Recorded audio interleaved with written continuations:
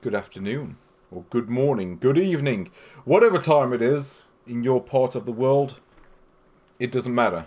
The important thing is that we're going to play some games. Okay, we ain't doing geometry. But we are going to play some games. Or maybe we can do both at the same time. If we play some Tesserae again. So, yeah, we've got a very different cartridge this time. You can tell by the way that it doesn't have any music for a start. And it's got this cool background that changes colour. I like that. What I do find kind of amusing is on the bottom it just says CGB 34 in 1. I think normally they would have some Chinese text at the bottom where it tells you the game name in Chinese, but they haven't bothered to do that for this one. So instead it's Color GB 34 in 1, and they've just written that twice, just in case you missed it the first time. So we'll actually come back to these games. I won't cover them in the series, but I'll tell you what I think about them, because I've played all of them to some extent, I think. Ms. Pac-Man and Pinball, we will do those. I will show those off.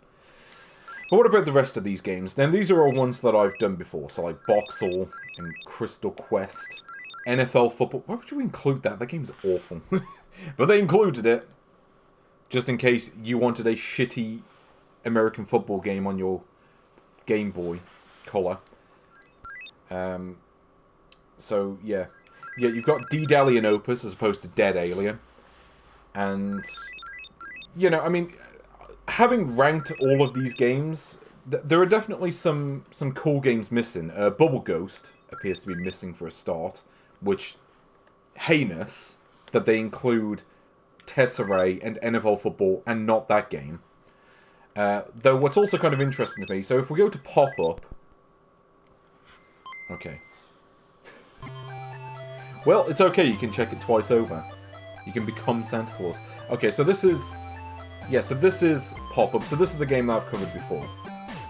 But if you don't remember what this is, it is the game where you are a ball bouncing around in space, and you have to collect various items and then go to an exit. So that thing where it says exit... Oh, if you'll let me go to it. There you go. Yeah, it's that game. Why am I showing this off? There is a reason for this. So if we go back to the main menu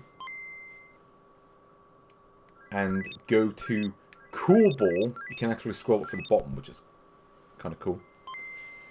So yes, if we go to Cool Ball, from Takara, you know, makers of such classics as Transformers Mystery of Convoy. Yep, Cool Ball, let's do it. Does this one look familiar? Yeah, so if you think, yeah, they just took Pop-Up and just changed the main character into a knockoff version of Spot, you would be correct. So, yes, a 34-in-1 cartridge in which they included the same game on this twice. Yeah, not entirely sure how they were doing that. I can only assume that they didn't actually bother to check what the games were. Like, they tested it enough to make sure it worked, but didn't actually play them. That's the only excuse I can think of, anyway. I mean, the previous multicart had a couple different versions of the same game. Like, they had Super Mario Land and Super Pikachu Land, which is the same game with different graphics. And these two games are essentially that. Pop-Up is the original. Like, say, Cool Ball, they just changed the character, or the ball. They just added sunglasses onto it and called it a day. And actually on the other cartridge, you did have Kyoro-chan Land and Castellian, which are also the same game, just with a different main character. These rest of the games that I have covered previously on another stream, yes, I've done all these games before. I don't think there's anything of interest to show with these versions. They seem to be unmodified. Though I will show off Brainbender. So if we go to Brainbender... Yeah, from Electro Brain, who published a whole bunch of games in the early 90s. Brainbender, yes. So you remember a game called Migraine Acclaim? At least that's what it was called on the multicart I played it on. So yeah, if we go into this... Yeah. This one might look familiar. Yeah, it's the game where you have to refract light into the right place. I don't know. I seem to recall this one was decent. You know, it's like right in the middle of the list, I think. Yeah, Electro Brain. Didn't Electro Brain publish Eliminate a Boat Duel? I remember that game being pretty good. But yeah, so this is just the Western release of Migraine. Other than the title, I think it's the exact same game, so there's not really much to say about this one. Some of these games do have interesting regional changes from one to the other, but yeah, Brainbender is not one of them. But I wanted to show that off for the sake of completeness. Okay, so these first 12 games I'm not going to cover in this series, but I will tell you what they are. So Pokemon Diamond and Jade, these are both ROM hacks of... I forget the full title, but it's known as Telefang, which was a somewhat Pokemon-esque RPG released exclusively in Japan. And the pirates basically took it on themselves to bootleg this game, do a really dodgy English translation for both versions, because just like Pokemon, they felt the need to do multiple versions of the same game, because that was just the thing to do on Game Boy Color, from what I've noticed. Like, there were so many games that did that. But, yeah, Telefang was one of them. Pokemon is kind of known for it. I mean, Pokemon, I think, is the only thing that does it to this day. But, yeah. So this is just the two different versions of the same game that they just ROM hacked. Kind of buggy, really dodgy translation, but that's what makes it kind of interesting. I'm not going to play it on this stream. I have seen other people who play through it in full. Not really something I'd want to play through in full myself. Pokemon Origina is actually... For a second I almost read that as Orangina, but that's nothing to do with this. But yeah, Pokemon Origina is actually Pokemon Crystal. Nothing interesting to say about it. It is literally just the English version of the game. It isn't like a dodgy translation or anything, so we'll leave that one. Aladdin is based on the Mega Drive game, but I seem to recall the ports of the Mega Drive game were nowhere near as good. This one I want to say was kind of okay, but you wouldn't play it nowadays. You know, outside of maybe just curiosity, you're never going to play this over the Mega Drive version. I seem to recall it being a competent enough version of the game, but there's not really much reason to go back to it. In fact, it was actually ported to the NES. I think it was based on this version. The NES version is awful. I think there are 2 songs in the whole game, and... what is it? Like, the graphics are monochrome. Like, they ported over the Game Boy version and didn't bother to colour it in. So, good job there. So, yeah. Godzilla, which is like a weird action puzzle platformer sort of thing. It kind of gets a bad rap. Like, people say this game is terrible. My take on it is, this is not a bad game. As a puzzle game, it's kind of interesting, but it is a terrible Godzilla game. Like, it just does not represent the license at all. Calling this game Godzilla would be like taking Bubsy and calling it Super Mario Bros. 5 Luigi's Greatest Adventure. Like, okay, it has just as much overlap as that would. Looney Tunes, I seem to recall, was pretty decent. I think it was made by, not Hudson Soft, Sunsoft. And they did eventually make a Game Boy Color version of this. The exact same game, but in color. So if you want to play the game, play that version. Spider-Man X-Men. So you may remember the Spider-Man game that I covered in the series, which is not good, but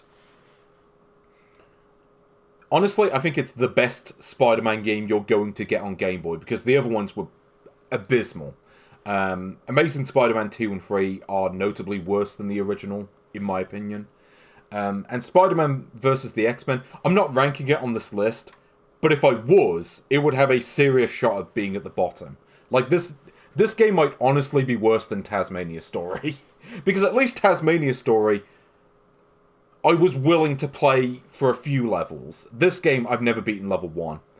And having seen other versions of it, and even seen people try to play this one, I don't think I want to play beyond level 1. Tarzan you might assume is based on the film. No, this actually predates the film by a few years. This, I think, is licensed directly from the book, which is kind of interesting. I don't know if this game's any good. I think I played it briefly, and I do not remember. It's kind of a standard platformer. Oh, is the chat high? Hold on, what's going on? Ah, thanks for pointing that out. I do apologise. It kind of changes things per stream with the window. I have to keep messing about with it manually. Not great, but thank you for pointing that out. So Tom and Jerry, which is not quite best of the best. Though I seem to recall this one was kind of okay. There were 2 Tom and Jerry games on Game Boy. I think this is the first one, but I'm not certain. Though I seem to recall the sound is bugged. Like, the music just doesn't work properly. And I have seen other multicarts, or even just the standalone version, where the music actually works as it's supposed to. For whatever reason, this just cannot play the music correctly. I don't know what the problem is, but I've got another multicart with the same game, and it has the same problem. So it's just really... It's really strange. And it's not because I'm playing it on the Game Boy player. Like, I've tried it on Game Boy Color, and it has the same issue. So, yeah, just really weird.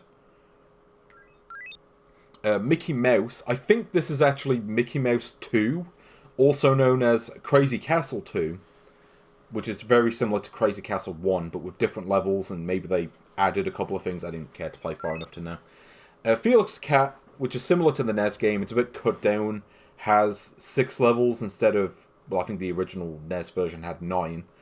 Pretty good game. It is a pretty solid platformer. If you've ever played the NES version, it's similar to that. Indiana Jones is fucking awful. I don't know what it is, but Indiana Jones games, when they were handled by US Gold, they were terrible. That's what it comes down to. Yeah, if you've ever played this game on the Mega Drive, it was Indiana Jones and the Last Crusade. So if you've ever played the Mega Drive game, or the Master System, or Game Gear, or NES, it's very similar to those. All of them are terrible. I want to say the Mega Drive version is the worst. Especially because you'd expect better on the Mega Drive, but maybe the Master System one is even worse. I can't remember. But this one is pretty bad. In fact, it's pretty much identical to the NES version, I think, but with... I mean, the monochrome graphics on the NES are a lot easier to excuse on Game Boy, where it actually was monochrome. Also, before we get into the actual games, I just want to point this out. I made a tier... Oh, wait, what's it doing? Yeah, good job messing it up. OBS. I meant to show this. Yeah, I've created a Nintendo 64 tier list with every game ever released for it, as far as I remember. I'm not going to do this right now. I may do a stream on this at some other time, but until then, let's play some Ms. Pac-Man. Let's do the inverted colour palette, because I feel like that might work best. I'm just starting to play the games now. I've just gone through what the other games are on this cartridge that I'm not going to play. Oh. Remember when they said this was Ms. Pac-Man? I've got to check these games. I didn't want to spoil it for myself. And, yeah, apparently whoever made this multicart kind of made a bit of a cock-up, let's say. Let's not sugarcoat it. So, yeah, do you remember this one that I played on the last stream? I could just want to had Miss Pac-Man on a cartridge. Apparently it's not on this one. I'm seriously going to have to check my cartridges after this. I'm sure I have Miss Pac-Man on something, but yeah, now I'm being fooled by these cartridges. Yeah, Mr. Pac-Man, he had enough of being Mr. He was like, you know what? No. I want to become the new Miss Pac-Man. Also, yeah, I went through the Ghost. That happened last time as well. Okay, well, I guess we're not really going to be playing this one because I've already done this. Actually, just go to the list for a second. I just want to point this out. So, on the last stream, we didn't actually get a new game in the top 20. Pac-Man did come the closest. But in the end, I would say Quirk is the better game. You know, just isn't quite as good as that. Oh, you played Gallagher 88 at local caf. Or cafe. Yeah. I'm really going to need to get some practice on Gallagher 88 because I'm not good at that one. I'm a little bit better at the original Gallagher. I'd say Galaxian. I know what I'm doing a bit better with that one. But yeah.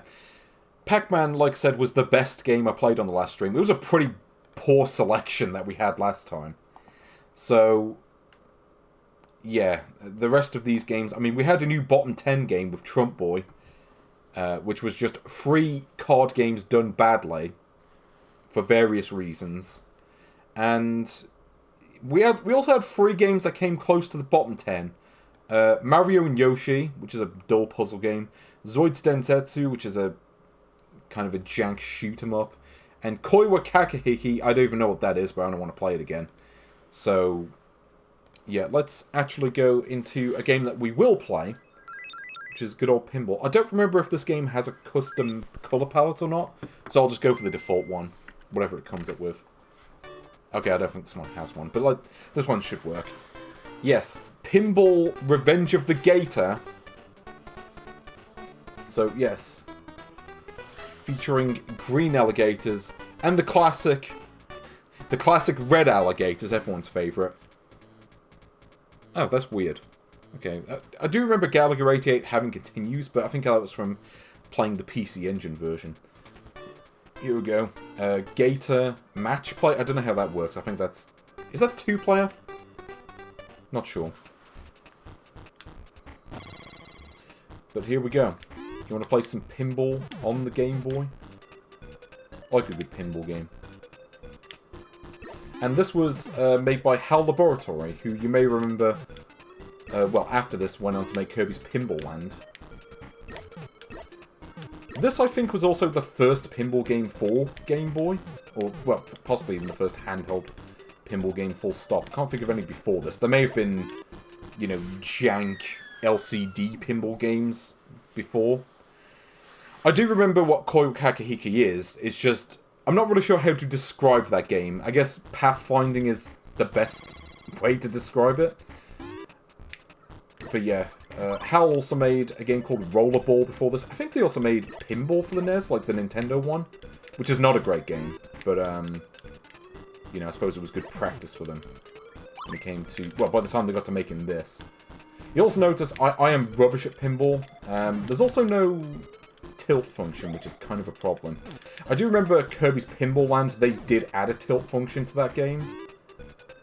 Yeah, Kirby's Pinball Land actually is a really good game. This, it kind of feels like the warm-up for that. I don't know, it's like... The lack of a tilt function is a big problem for a game like this. If you're not going to have a tilt function, that's... Yeah, I feel like you kind of need that for a pinball game. And a lot of early pinball games inexplicably just didn't have it. I don't know why. But like I say, they had fixed that by the time they got to Kirby's Pinball Land, at least. Which, I would say, you know, if you're going to play a pinball game on Game Boy, that's the one to play. But, I'm trying to think of what other pinball games there were on Game Boy. There was a game called Pinball Party, which I used to have. I had it on a multicart, but then the multicart died. So I was no longer able to play it. Yeah, see, that's where tilt would be quite useful, but I can't actually use it. Unless I'm missing something, but I don't think I am. Because I know on Kirby's Pinball Land, the screen physically shakes when you do it. And it's not doing that here, so I'm going to assume they just didn't program it in.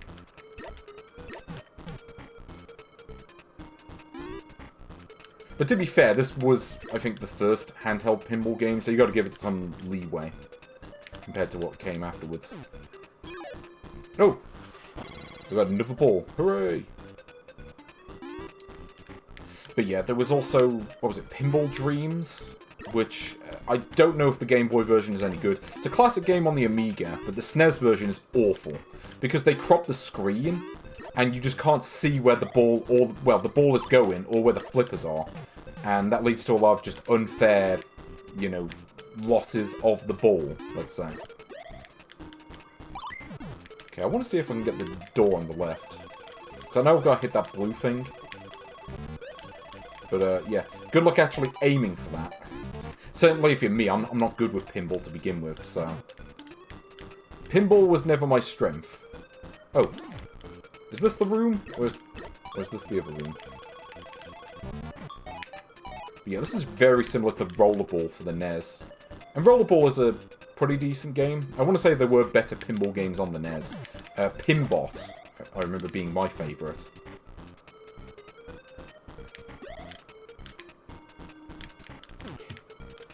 Pinball Nightmare Dreamland. Oh yeah, here we go. There are bonus levels in this too. A bit like Pinball for the NES, actually. Where they had bonus stages in that, where you had to... What was it? You had, like, Mario carrying a... carrying a girder, and you had to bounce a ball with it. But there are a lot of screens to this too, which I like. You know, there's a fair bit of variety to it, which is not a guarantee for pinball. And in fact, I've seen pinball games that came after this that had very bland table designs, like, what was it, Pinball for CDI is a good example where they have barely any features on the tables. I'm trying to think of, like, other handheld pinball games. I think there was Pinball Dreams on Game Gear as well. I think. I'm not certain on that, but it was definitely on Game Boy, because I do remember seeing a copy of that recently.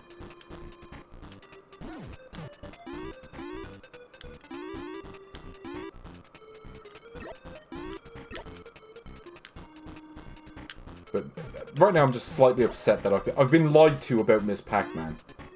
Unless Pac-Man has undergone a... I don't know, sex change operation, let's say. Do they still call it that? Gender change? I'm sorry, I'm not entirely sure if the terms have updated over the years. Okay, so I figured out the trick to that. Just hold down A. So yeah, you actually use A and left to use the flippers. Which, you know, kind of makes sense given the Game Boy setup. It's kind of like how on the NES, pinball games tended to use left and, well, left and A as well. Oh, I'm trying to hit the door. I'm banging on the door! But it won't let me through. This is not Sonic Spinball where I can just keep hitting the barrels.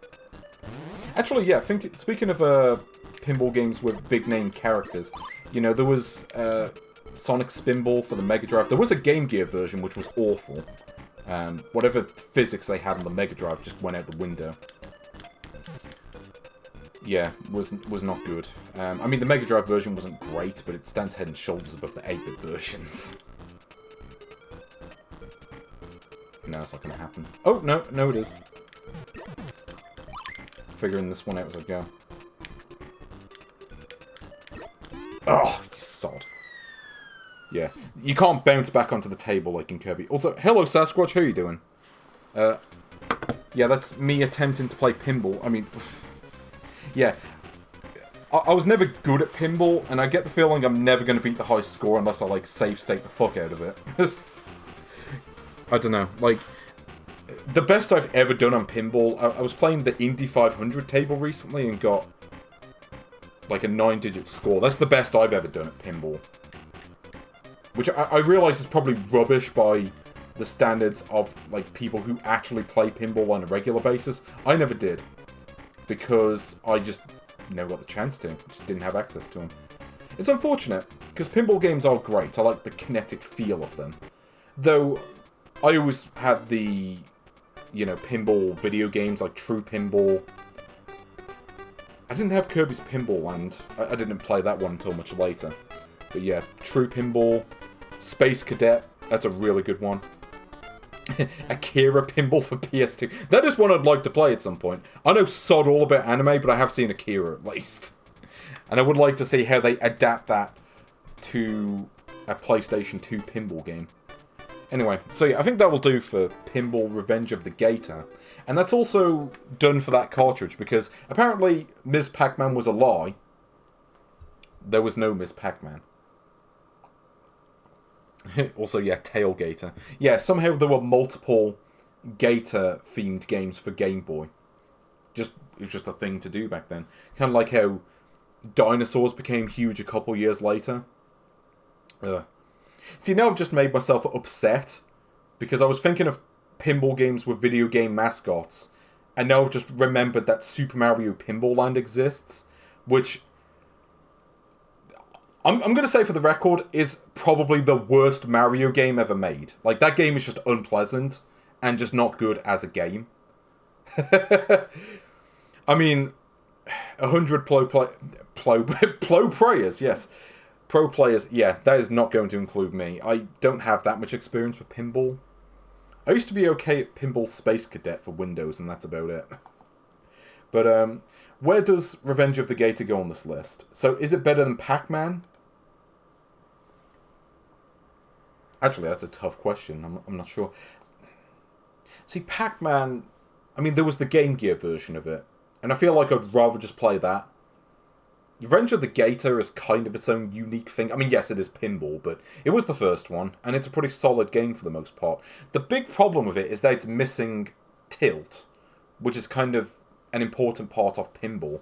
So sometimes you lose the ball and there's not really much you can do.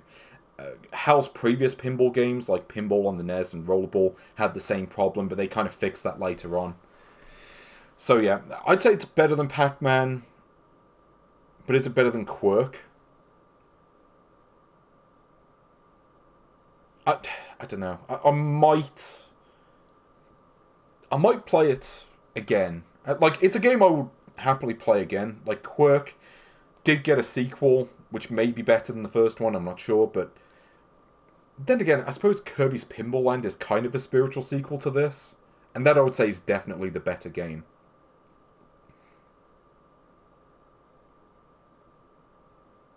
No, I'm going to have to stick this at number 21, I think. Not quite breaking the top 20, but there we go. Between Pinball... Yep, it is Pac-Man, Pac-Man and Quirk. In between that comes Pinball, Revenge of the Gator. They had to put the word pinball in there, because otherwise you wouldn't know it was a pinball game. But that is it for... if I can take this cartridge out. This cartridge is slightly bigger than it should be, so it's awkward to fit in the Game Boy player. But if I get the zoomed-in camera, here it is. Yep, featuring all your favourites like Aladdin and Tom and Jerry. See, it's got Ms. Pac-Man on the cover. Not that you can see it, but it is on there. Which is a lie! And I want to slap the person who programmed the menu for lying about that. Anyway, let's get the next cartridge in. Because, yes, we're going to take a look at Actually, before I do that, let me actually show this cartridge. Just so that you've got an idea of what's going to be on this. Actually, you might not be able to, because it's going to be a bit too blurry on the stream. Because of the way my camera works. But this is US version 68-in-1 UC68H01. Don't know what that means. Yeah, FIFA 2000, Pocket Monsters, Buster Move 4, sounds good. Apparently also features Gex. Not that you can see it on the label, but on the bottom left corner, that is Gex. So, let's hope for that. So this is a different cartridge to the other one. Unfortunately, this one doesn't look nearly as cool. It doesn't have that background that changes colour. Yeah, no repeat printed on the label. I don't think this one actually says that, to be fair. So, yeah, this one actually has the Chinese text on the bottom. So we'll come back to these games in a bit. Again, kind of the same deal. The first 12 games, they're not really filler. So I'm not going to cover them. Also, yeah, speaking of Tailgater, we will be taking a look at that one in a bit. And we're going to take a look at some Yars Revenge. If you've wondered what Yars Revenge would be like if written in Chinese, that's how you write it. Supposedly. And yeah, all the games from 20 onwards we have played. So Alleyway. They always seem to skip out on Bubble Ghost if they don't have the full set. Despite that clearly being the best one, it's like what are they doing? They're being silly heads. Yeah, I mean, they got Dr. Mario and Bomb Jack at least. But yeah. Space Invaders, because you've got to have that. Oh yes, Pokemon Advent 2. Also, okay, here's a game we haven't done yet. Tic-Tac-Toe for the Game Boy. Yeah, if you ever wanted to play Tic-Tac-Toe for your Game Boy. Oh, I skipped the credits, I didn't mean to do that. So I am the X versus the O.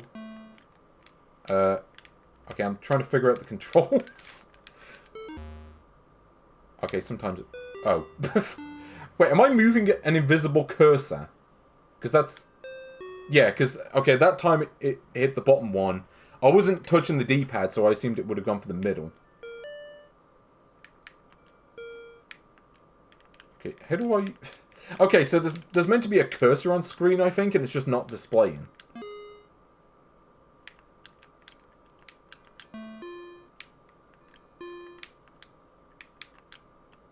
Yeah.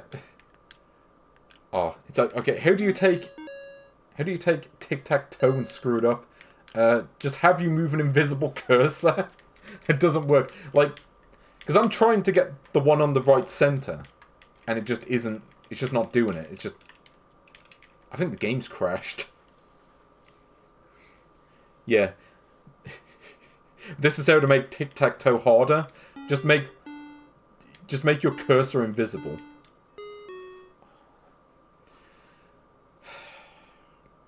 It's like they said in war games.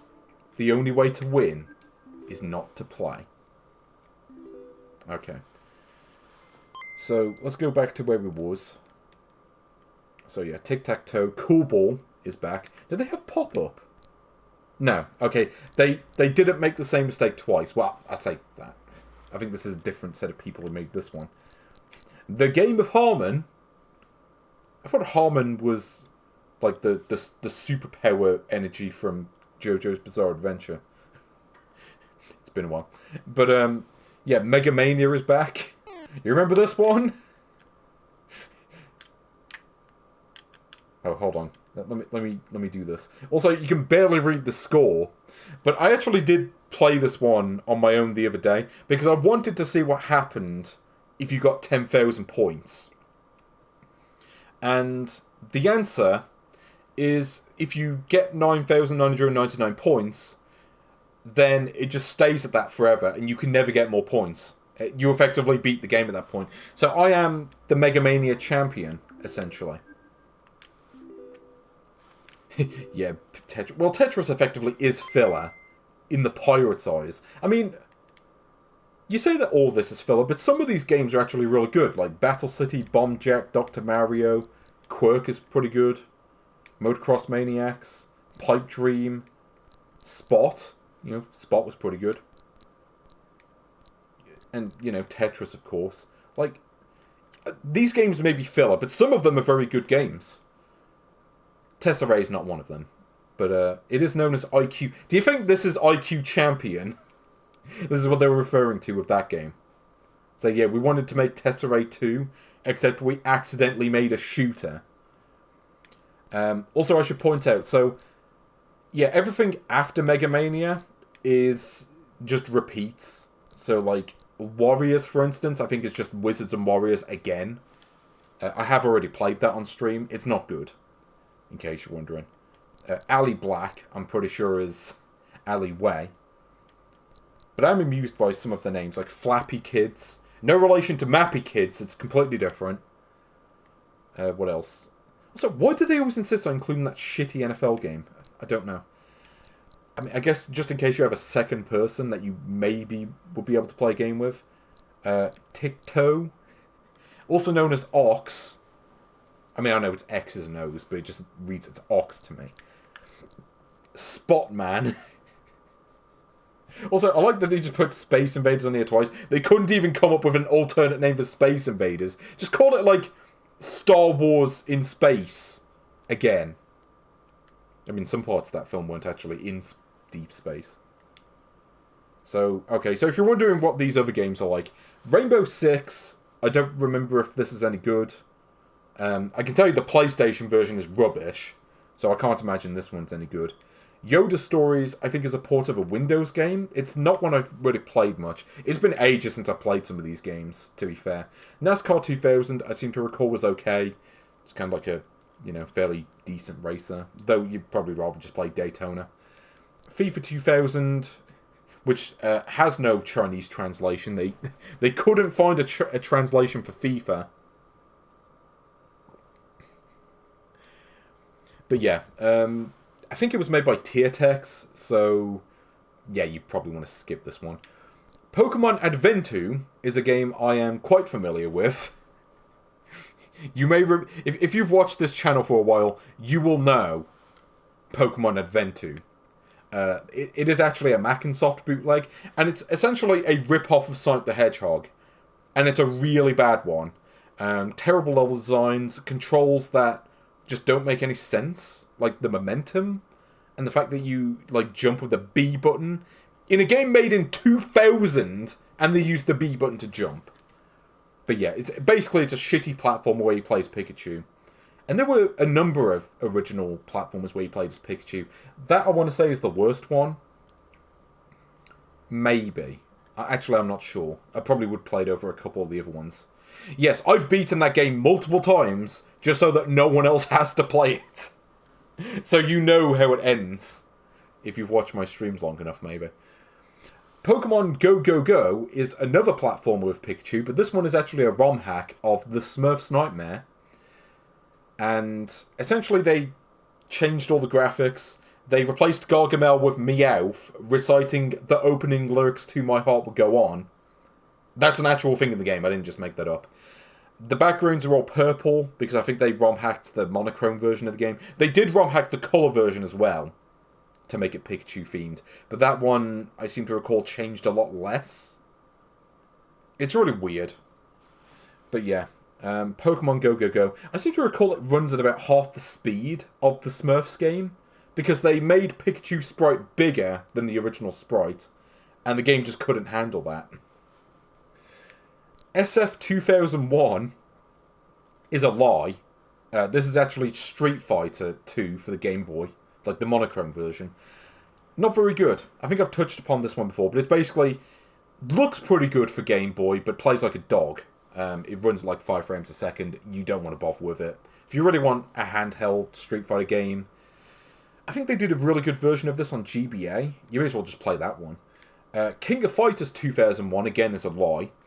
This is actually King of Fighters 96, which, to be fair, is a much better port than the Street Fighter game. They made the sprites smaller and kind of chibified, and that worked a lot better on the Game Boy. Yeah, it's just, if you want a fighting game on Game Boy, I'd say play that one. And then you've got the Buster Move games. So I seem to recall Buster Move 2 and 3 were monochrome, and you do not want to play Buster Move in monochrome. It just doesn't work. It's like, why would you ever do this? It's like making Clax in monochrome. It just isn't going to work as well as other versions of the game. Even if it's otherwise a good port, it just won't happen. But also, I just want you to take a look at the Chinese name on the bottom. So this is Buster Move 2, Buster Move 3, and then whatever this is, Bubble Bubble 5 or whatever they're calling it.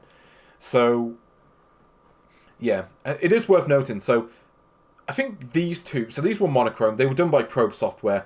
They were pretty well made, but really suffer from a lack of colour. This one benefits from being in colour, but it was made by Crawfish Interactive, who were the definition of, like, the most mid ports that you can imagine in the universe, where they're competent and they play okay, but nothing about the games are ever outstanding. Like, they are, if you must have a Game Boy Color version of a game, and they made it, you will get a competent version, but nothing more. So, I mean, this one is probably the best one by default, but I remember the sound on it being pretty bad, and I don't know, it just felt like it was missing something compared to other versions, but, you know, it's not bad. Bubble Bobble is not good on the Game Boy. You do not want to play the Game Boy version. So, essentially, they cropped the screen, and because of that, from what I remember, you tend to get sidelined by, not sidelined, what's the word I'm thinking of? You know when an enemy comes up from, like, the bottom of the screen or the top of the screen, when you're mid-jump and you have no way to move out of the way, you say you just die? Yeah, that happens a lot in the Game Boy version. The Game Gear version was a lot better because they fit the play fields onto one screen, so it didn't have that whole scrolling issue. So, you know, if you wanted Bubble Bobble on a handheld, really you should have just gone for the Game Gear version. But let's play some Tailgater, see what this one is like. Because I haven't done this one yet. So we are ready for some Tailgater. From Natsume, we had a lot of interesting action games back in the day. So, also, yeah, get a load of the soundtrack. Very reminiscent of The Adventures of T-Rex, if anyone's ever seen that. That was around this time. Also, yes, Wizards and Warriors. That is the Wizards and Warriors game I looked at before. It is the same game, so I'm not going to bother with that one. I think once is enough. So here we are. Welcome to Area 1. So let's just go through this door. These all lead to different levels, in case you're wondering. So, yeah, this is kind of a platformer. From what I remember, the whole idea is you have to collect keys, and then, you have to open all these treasure chests, and then they open the keys, and then you go to the exit. And you got this really long tail attack, so you got a whole, like, classic melee attack thing, but it's got more range than they typically do. You compare this to something like the Spider-Man game, where it has, like, 2 pixels in attack length. Yeah, this doesn't have that problem. And it also doesn't have the scrolling problem that games like Rebel Saber 2 have, where you often have to make leaps of faith because you can't see if there's a pit below you. This doesn't have that problem. So, yeah, already this game's on the front foot compared to many of the other games I've covered.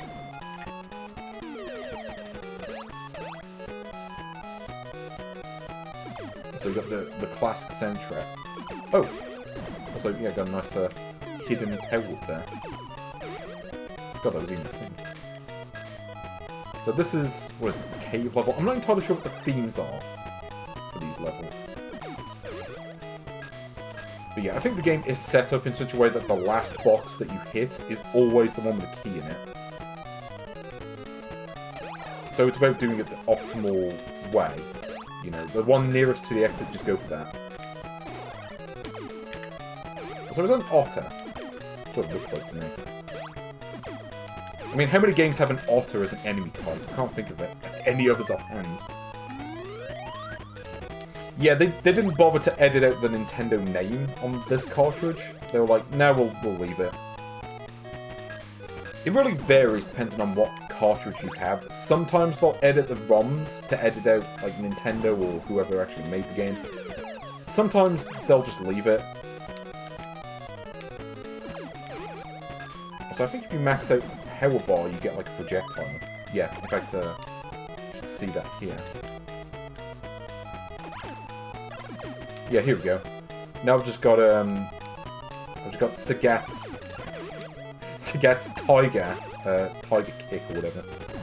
Oh, not the Tiger Kick, what was it? The projectile thing that he has.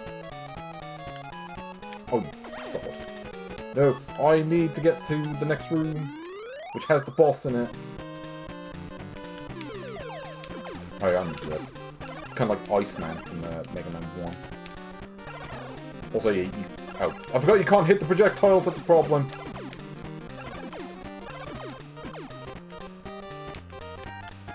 Yeah, you just got... Oh, you gotta dodge it. The Blue Frog of Doom. But I will be victorious, for I am the Tailgater. Oh, you son. I am the Tailgater. I cannot be defeated. I'm better than you. Doesn't matter how big you are. Because I am the one with the key. Iceman. Yeah, not quite as tricky as Iceman. Mostly because his stage isn't nearly as awful. Iceman had, like, the worst level in all of Mega Man. Except maybe Ringman. Ringman was pretty terrible. So I think this is the Cloud level. Let's see what this is like. So yeah, I get to keep my projectile. Though I think it eventually does run out. Yeah, in fact I think it just did. Ugh. Yeah. Gotta get the timing down on that. It, again, isn't nearly as hard to do so as compared to something like the Spider-Man game, where your attack just has no range whatsoever. Which is kind of a problem. So is that Bear Knight? What is that? Or maybe it's like a bear carrying skis. I don't know. I think this is meant to be clouds, but maybe it's snow. I mean, we've got the Northern Lights in the background.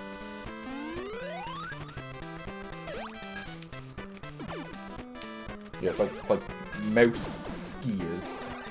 Which, again, I don't recall ever seeing those in another game. Point to originality, I think. But I'll continue to play this one. I'll play it until I, like, die, anyway. I think you get 1 life. And then that's it.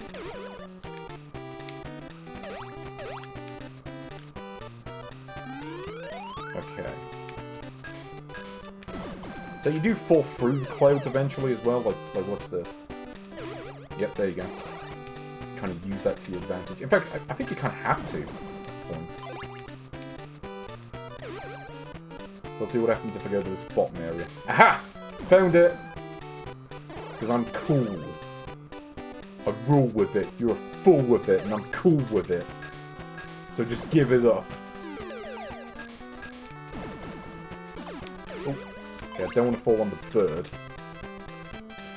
It's kind of funny, like Natsume nowadays seem to be mostly remembered for Harvest Moon, but they made some really good action games back in the day. You know, Scat, for instance. Which has to be the worst name for a game ever. And it is a game that deserves a far better title than what it got.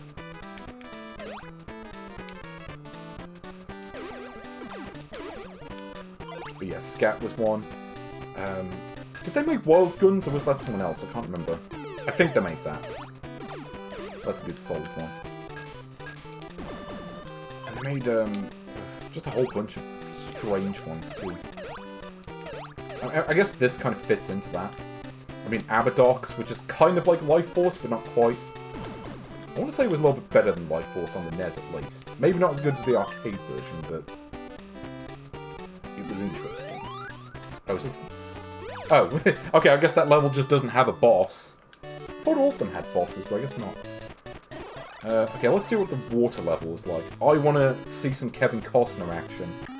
So we're going to go to Water World, or whatever this is called. Oh, wait, how do I get it? Oh, I see, I have to use the D-pad to move around in this level. Okay. Took me a second to get it, but I got it. Okay, how many hits the fish take? Just the one, apparently. Yeah. Seems like the enemies that are harder to hit tend to take 1 hit to kill, which is appreciated. Though, you'll note that the enemies do actually respawn. Oh, sorry.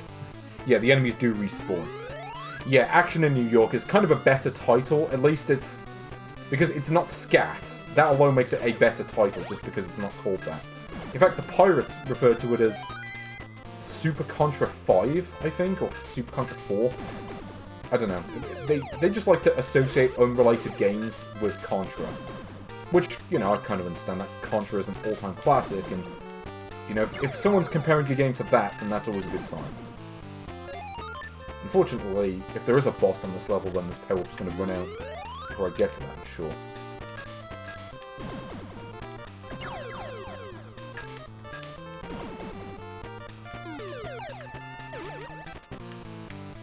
Whoa. Okay, I can see a current. Just spotted that in the background. See, thankfully this isn't a case where having the longer range attack is essential to get anywhere in the game. This isn't like Castlevania The Adventure, where you practically need it. You can get by without it, which is good. I mean, you may as well. Special Cybernetic Attack Team. No relation to the Sega Control Attack Team from Night Trap. Who are also known as Scat, because... yeah, I don't know. Someone at Sega was having a laugh. Or at least I hope they were, because... if they literally just didn't realise that, it's like the Springfield Heights Institute of Technology. Or, what's that thing from Red Dwarf? Yeah, the Coalition... against intergalactic life forms or whatever. Yeah, that one had an interesting acronym. Unfortunately, I can't remember what it is offhand. Because I have a bad memory. I should be trained by Dr. Kawashima! Because he's an expert at that from what I heard. Oh, okay, this level also doesn't have a boss. So is this 4th level going to have a boss? Because it would be really weird if only one of them did, and it happened to be the first one I played. I assume this one would also have that. So this music sounds a little bit reminiscent of Revenge of the Gator, which is really weird. Maybe they played that game and took notes. But the soundtrack does kind of have a feel of that to me, which is not a bad thing. That game is a good soundtrack as well. I'm trying to think what other games Natsume were doing around this time. I mean, Shadow of the Ninja I never got into. I don't know. It kind of just felt like a pain in the ass. I mean, I wasn't really a fan of Ninja Gaiden either, so maybe just a style of game that isn't particular for me. Then again, I feel like Ninja Gaiden would be great if the final level wasn't entirely bullshit. You know, if it didn't have that, oh, you die once and then you have to redo the entire last levels again. It's like, yeah. Yeah, this is the all-time classic Gator jazz genre. You know, alongside such classics as, so what is it, like, yeah, bebop, murder, acid, dinner jazz, and of course, Akabilk. Shot.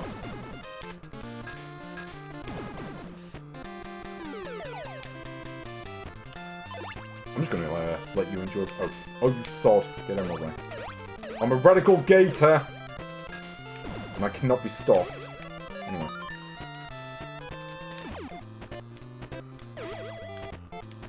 The Gator Jazz Show. Nice. Yes. Oh, and the clothes are back. Interesting.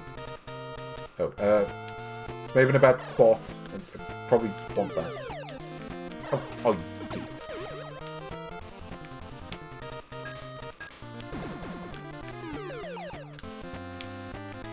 Oh. That's why I have to sit in this one.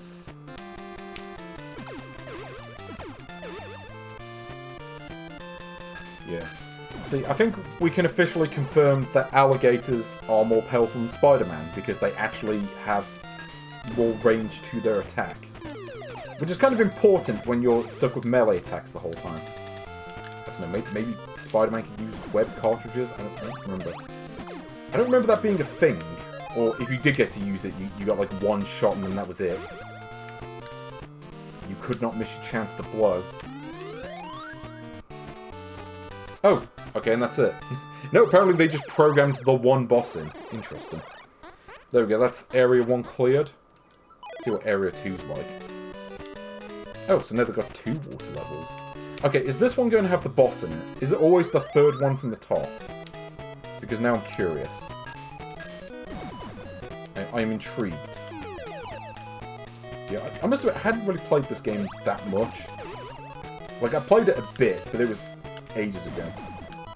And I couldn't really remember the level of quality this one's at. But I am impressed. I like this one. It is... I don't know, we haven't seen that many platformers, but I feel like the ones that we've seen so far have generally not been that great. Outside of Super Mario Land, the quality has been... Well, I mean, Rubble Saver 2, and maybe a couple of the other ones were alright, but... Yeah, the standard is not especially high for platformers on Game Boy. Well, actually it kind of is, but for this series, the standard is a lot lower, I think. You haven't got Super Mario Land 2, for instance.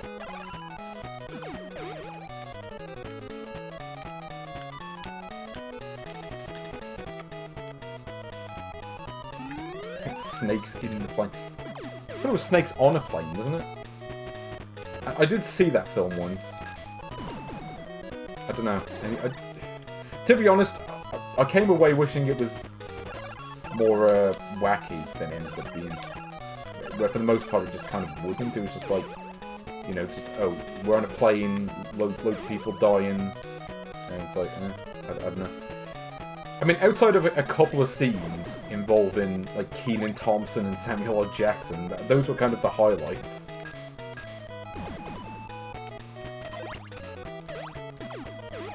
So they do pile on the enemies on these later levels, I think. I mean, they kind of have to make it more challenging, so it makes sense. Oh, okay, this is really weird. It's kind of like in, is it Green Hill Zone in the 8-bit version of Sonic 1? You have these pockets of air. Below where the water is. All glory to the Hypno-Toad! Also, yeah. How do you think... yeah, that was in there. Yeah, it was the whole thing with, like, Kenan Thompson, and he was like, oh yeah, I'm an expert at flying planes from playing on my PSP. Just playing, like, Ace Combat or whatever. Actually, I don't know if Ace Combat was on PSP, but... Given that it's a film, it's probably Flight Simulator Boy 2007 Extreme Edition. You know, it'd be like one of those CSI fake games. You know what I mean? I'm gonna guess that this treasure chest in the alcove is going to have, like, the best item in it. So I'm gonna not save this one for last. Here we go. Haha! I'm better than you! The alligator rules you all! Popsian! Okay. Oh. Now we're above ground again. So yes, HP. No relation to... Oh, no relation to jet... Okay, you can't hit the projectiles, you just have to dodge them. Kind of makes sense. So are they pteranodons? What are they doing in a game about alligators? Pretty sure they're from a different time period. Like, completely.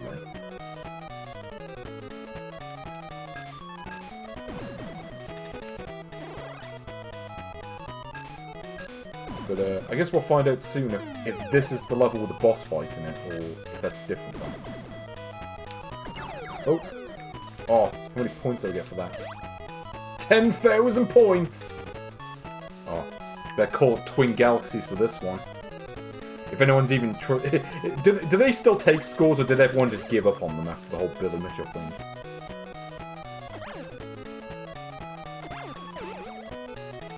It's like, yeah, I won't be the king of Kong, but I can... Oh. I can try to be the king of Gators.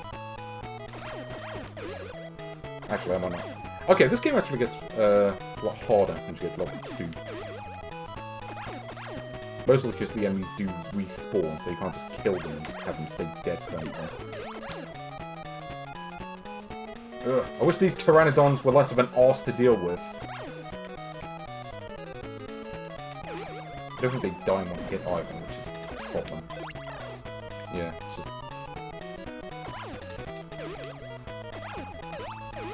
Yeah, see the problem is because I can't attack up, and I can't go up these... I mean, are they waterfalls or currents? I'm not sure. So at least get past this room. Yeah. One saving grace, their shots at least cannot go through walls. So there is that. Unfortunately, I have to wait for the sod to move out of the way before I can move on. It is causing an obstruction and some fuss. Yeah. More like the king of oblong. I have no idea what that means. Maybe it's the king of geometry. Okay, let's see what this level has. Oh, that's a bit different. Okay, so I guess it's kind of the same styles of levels again, except now they've got different layouts, which kind of makes sense. And it does look a little bit different to the first set of levels. A little bit different. I suppose there's only so much you can do with environments on Game Boy. There were certainly games that came out later on that were kind of more successful in that sense, like, you know, Super Mario Land 2. And arguably the first one. But, yeah, I'm not going to harp on that. Also, the background for this, it kind of looks like Amidar. It's like I'm just moving around in an Amidar level, except they turned it into a platformer. But this is not Amidar movement. I cannot stress this enough. This is just pretty standard platform movement. Oh, give me that. Aha! Oh, okay, apparently I can't go that way. Actually, I just realised this has pretty much the same kind of health system as Scat, where you get one life, but you get a whole bunch of hit points. Okay. Should be okay now. I have projectile power. might need it at this rate.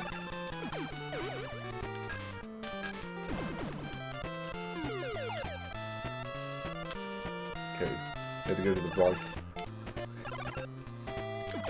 I can't even tell what that thing is. Oh, yeah, I forgot those things jump. At least the enemies are consistent. Because there are certainly other games I could think of where they're not. And that just makes it kind of a problem. The sunfish. Is that what they are? Oh, no, I think those are the fish. I don't know, I forget what sunfish look like offhand. I almost read that as sun-kissed. Like, this has no relation to sun-kissed, surely.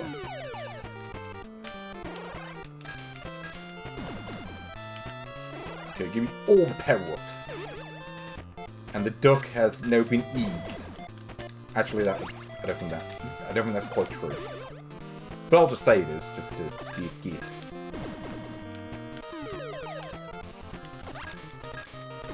No, apparently that goes through the wall. I guess there were different kinds of walls. And not the ice cream kind. Okay. So, yeah. Whoa! Okay, let's go to the water level. See if they've got some interesting water-based boss fights. Find out. Because that's what I want to know.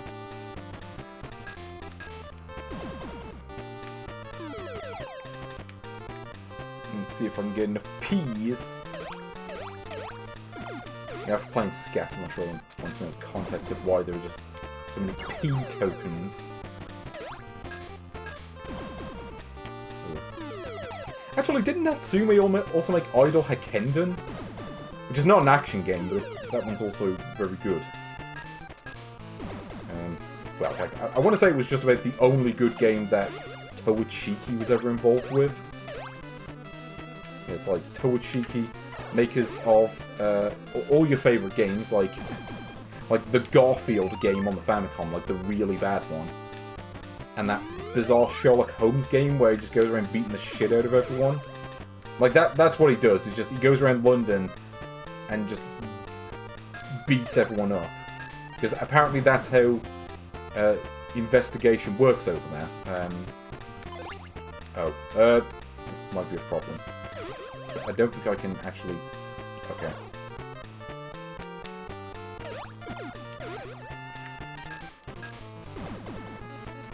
Also, yeah, I think the B tokens don't really do anything. I think do points. So I'm not going to bother with that. If it's a B token, I'm just going to ignore it.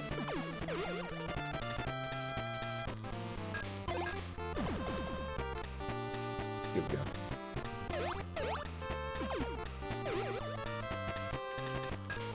They have a lot of treasure chests on this. Unfortunately, they all pretty much don't do anything of interest.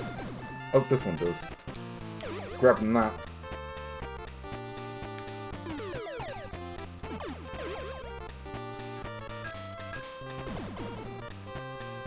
Okay, how long does it take for the enemies to respawn? Long enough that I can grab this key! Unfortunately, it's at the bottom of the level. You gotta be really careful with the timing there as well, because you got those spikes. I'm pretty sure those hurt you.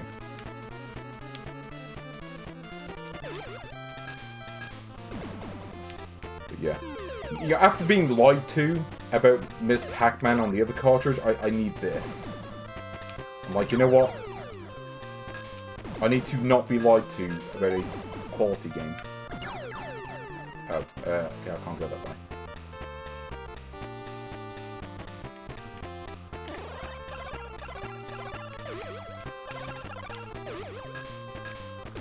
Oh, so. Probably should have seen that coming, but I did not bother to move out of the way because I'm a fool. Yeah. I feel like you can kind of just ignore the bees and not miss anything of interest. Also, yeah, I forgot the projectile doesn't actually open treasure chests. It can kill enemies, it does not open treasure chests, though. It doesn't... Yeah, it turns out that this alligator's tail actually has a lockpicking mechanic. Not really sure how that works, but it does. Okay, is this level with the boss in it? Let's see. And the answer is yes, I think. Aha! Okay, so it seems like that maxes out your power meter, so even if it's about to run out, you can actually refill it, which is good. Also, this looks very similar to the, yeah, this is very similar to the Tatanga boss from Super Mario Land. It's got the same kind of projectiles and everything. It's like they saw that and was like, okay, we're just going to do this with an alligator and a giant fish.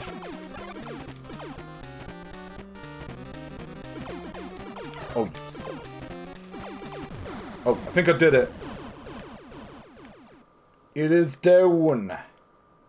And I am the greatest Gator. I'm certainly a lot better than the one from the Pinball game, who couldn't last more than 10 minutes in the table. Okay. Let's see if I can beat level 2. Yeah, it's just a giant goldfish is the boss. I don't know how many... Does anyone know how many levels there are to this? Because I assume... I mean, there have to be more than 2 sets of levels. Because there's no way this is the end of the game. Like, I know that there were some rather short games on Game Boy. And, like I say, I mean... what was it? Felix the Cat was kind of put down. And you could beat that game within half an hour. Like, easily. Whoa! Okay, I didn't realise it did that.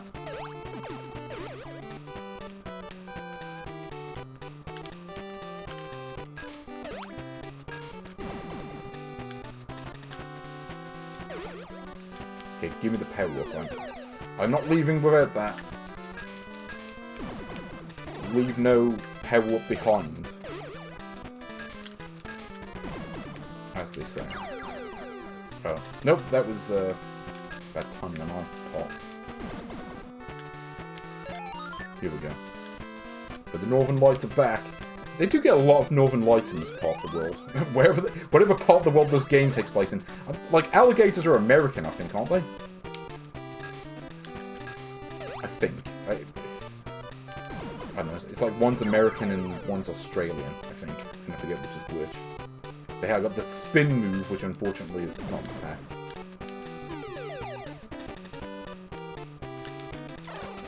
Ugh! No, now I'm getting marauded. Is that a word? Marauded? I don't know. Yeah, also I apparently can't jump up there. Okay, how do I do this? Preferably by not getting hit.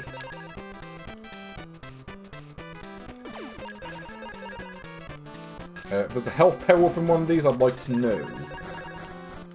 And the answer appears to be no. Aurora Australis. Oh no. Okay, this is not going to be easy. But I did it. Now I just have to not get killed by this bastard who likes to jump. But I'm not stopped quite that easily. So the problem is you can't do the tail. You can't do the tail attack while you're spinning. Wait, how do I go down? Oh, like that, apparently. No, I think I'm doing. Yeah. Okay. So if I continue, do I have to redo all of that again? Oh no, I just have to continue that part. Okay, I think I'll leave that there. I think that will be... I mean, I've got the password anyway, recorded, just in case I want to go back to it. There are no E's. Well, we all know E's are good. He's Ebenezer good. So where does Tailgater go on the list? Okay, well, the first question to ask, is it better than Pinball Revenge of the Gator? Yes. I would say it is. Is it better than Drop Zone? Yes, yeah, I would say so. It's better than Heavyweight Championship Boxing, also known as just Boxing, if you prefer to call it that. It's better than Cat Trap. It's better than Dr. Mario. Is it better than Solomon's Club, though? Because Solomon's Club, also a very solid action puzzle game in its own right. And I'm like... See, Solomon's Club is a variation on Solomon's Key. But it's a very worthy one, with different levels in the shop system. But Tailgater, I feel, has a bit more variety in the levels. It's got some interesting enemy types in there. It's got a really good soundtrack. Yeah, I'd say it's better than that. And I'd also say it's better than Mr. Chin's Gourmet Paradise. As far as horizontally scrolling platformers with relatively small stages go, it's a more solid game than that. And there's more variation in the levels. And I think there are also more levels as well. So it has to go above that. I'd say it's better than Hong Kong. As much as I like Breakout, in some forms, I would say it is better than that. It's better than Battle City. It's better than Pipe Dream. But is it better than Bomb Jack? Because Bomb Jack is a very good one. Bomb Jack, I think, had the better soundtrack. There were fewer tracks, but the tracks that were in there were absolute bangers. And Bomb Jack is always a great game to play. But I would maybe play the arcade version over it, at least some of the time. So I'd say it's better than that game. Minesweeper is a fine version of the game, but it's got that error in the programming where the first tile you click on could be a mine, and the campaign mode, or whatever you call it, is unfairly hard because of lack of passwords that it gives out. So I'd say it's better than that. But is it better than Super Mario Land? Super Mario Land had more clearly defined environments. Like, you can tell the differences between the levels more. It had more bosses, I think. Or they certainly appeared more frequently. I think I prefer the soundtrack to Super Mario Land. I like the bonus areas. The bonus areas in that game were great. It was maybe a little bit too fast. But it is still one of the all-time classics of the Game Boy. I think what it comes down to is Super Mario Land had more intricate levels. Much longer levels, more going on in them. There were 12 levels in total. I think this game might have more than that, but they're more bite-sized, I would say. If I had to choose to play one of them, I think I would go for Super Mario Land. While it's not perfect, Tailgater, really good game. You know, it is our new number 4, which is very impressive indeed. You know, it's better than Bomb Jack, and that is no small accomplishment. But yeah, it's up there as one of the best platformers. Well, certainly one of the best that will be covered in this series anyway. Because there are some very good ones that we won't be seeing. But yeah, Tailgater, really good one. So let's take a look at what the other games are on this menu. I am just doing these in order because there's not really much reason to use the wheel in this case. There aren't that many games to go through. So, yeah.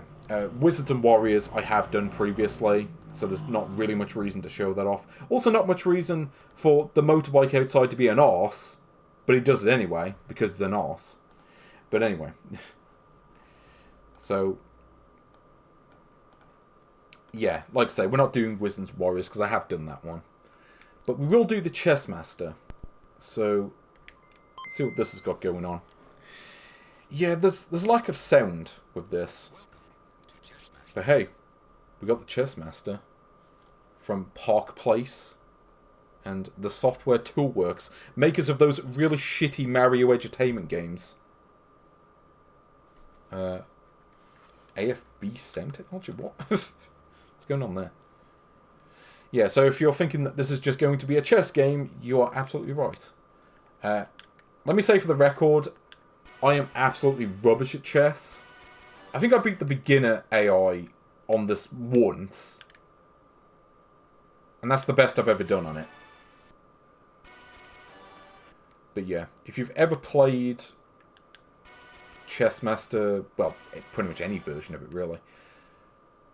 Yeah, it's very much alike to those. Yeah, I mean, I guess it is sampling. I mean, I guess that kind of makes sense.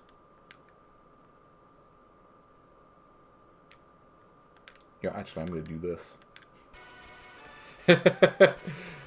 I think I can actually get the AI to play against itself. Yeah. So, yeah, shocker of shockers. I am absolutely rubbish at chess. You know, Magnus Carlsen, I am not.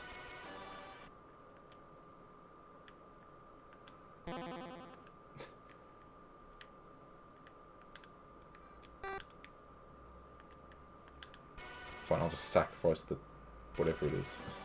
The knight. In fact, wasn't there a game called Knight Move? Where it was just a puzzle game where you used the knight?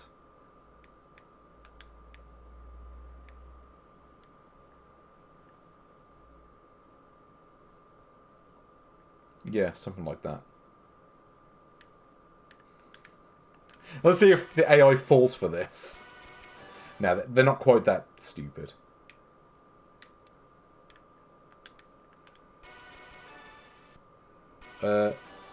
No, you're thinking of Knight Lore. Knight Move was a puzzle game where you're just playing about on a chessboard. Oh.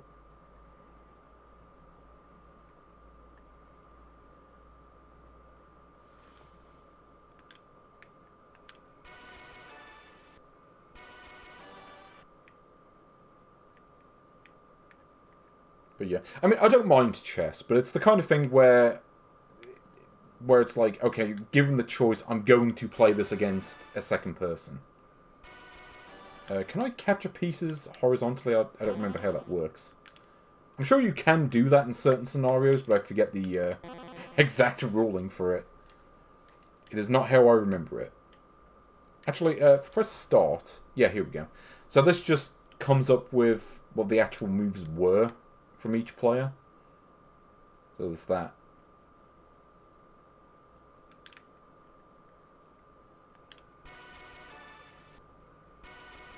Yeah, so... so I'm just like, you know what? I am going to... yeah, look at this. I'm just going to just capture your pawn. And then I'm going to do that. What? How is that not a legal move? Okay, I'm literally moving diagonally with the bishop, which is definitely a legal move. Or, wait, did that... Wait, did the AI perform an illegal move? What's going on? Because the move I performed was definitely legal. Unless it's like putting a king in check or something, I don't know. Yeah.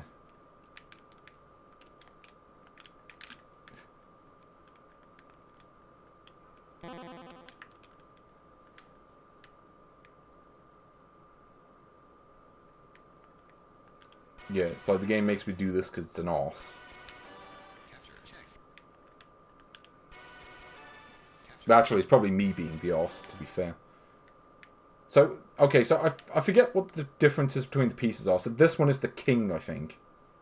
And this one is the queen.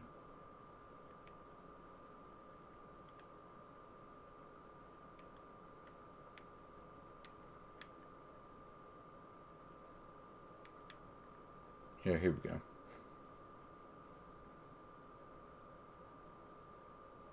Oh, I was gonna move it here, but then I realized, oh, the pawn can just take that piece, can't it? It's not really gonna work. So, what is with the sound in this game? I think the sound was similar in the NES version.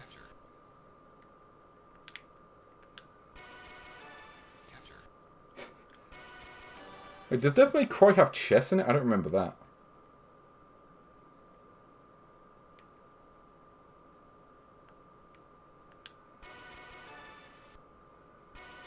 Oh, here we go. Bishop is down. Sorry, I'm going to take my bishop and then I'll just take the rook. Or the knight, or whatever you want to call it. Oh. Put the AI in check. Gonna make him panic for a second. See, the problem is, I would take this pawn, but then the queen would just obliterate me in a second.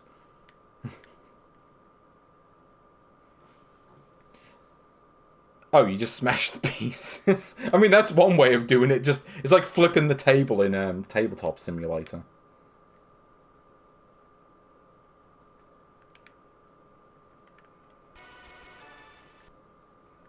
Oh.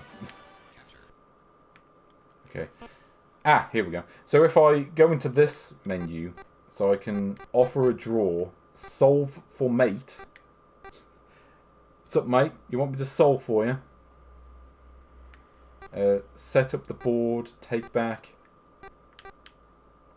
So there was also a Game Boy game called New Chessmaster, which from what I've seen looks to be the exact same game. Maybe that one has better AI. I don't know.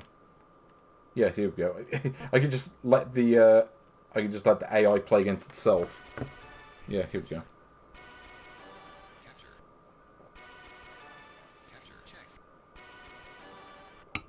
So what do you think? I feel like black is going to win, given that I've been playing as white for the first half of the game, or however much of the game it was. Yeah, I mean, the rule of chess is that if you lose the queen, you're in trouble. You know, as soon as there's gone, you may as well just, like, you might as well just go, just say checkmate, I don't really care at this point. At least that's the way I play, anyway.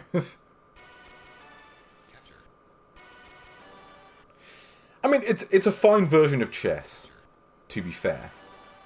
You know, it's kind of no frills, but, you know, it's got options. And that's definitely a point in its good column. So there we go. Black is checkmated. Oh no! Did we get any, like, special cutscene? Let's see. No. Apparently that's it. It's just black is checkmated, and then that's it. That's the whole game.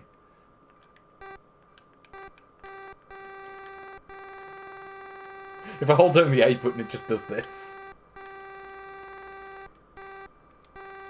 Yeah, are you ready to get zapped by the Chessmaster? That's what happens when you lose at the game. What is solve? Oh. I could have sworn there was one of these where it had that kind of like night move style puzzle mode, but that might not be this one. Maybe that's what New Chessmaster does. Maybe they fixed that. Oh, and if you go to begin a new game, it just goes back to the title screen. So you get to look at the wonderful face of Old Man Peabody from Back to the Future. Anyway, so that is the Chessmaster. So what would you say?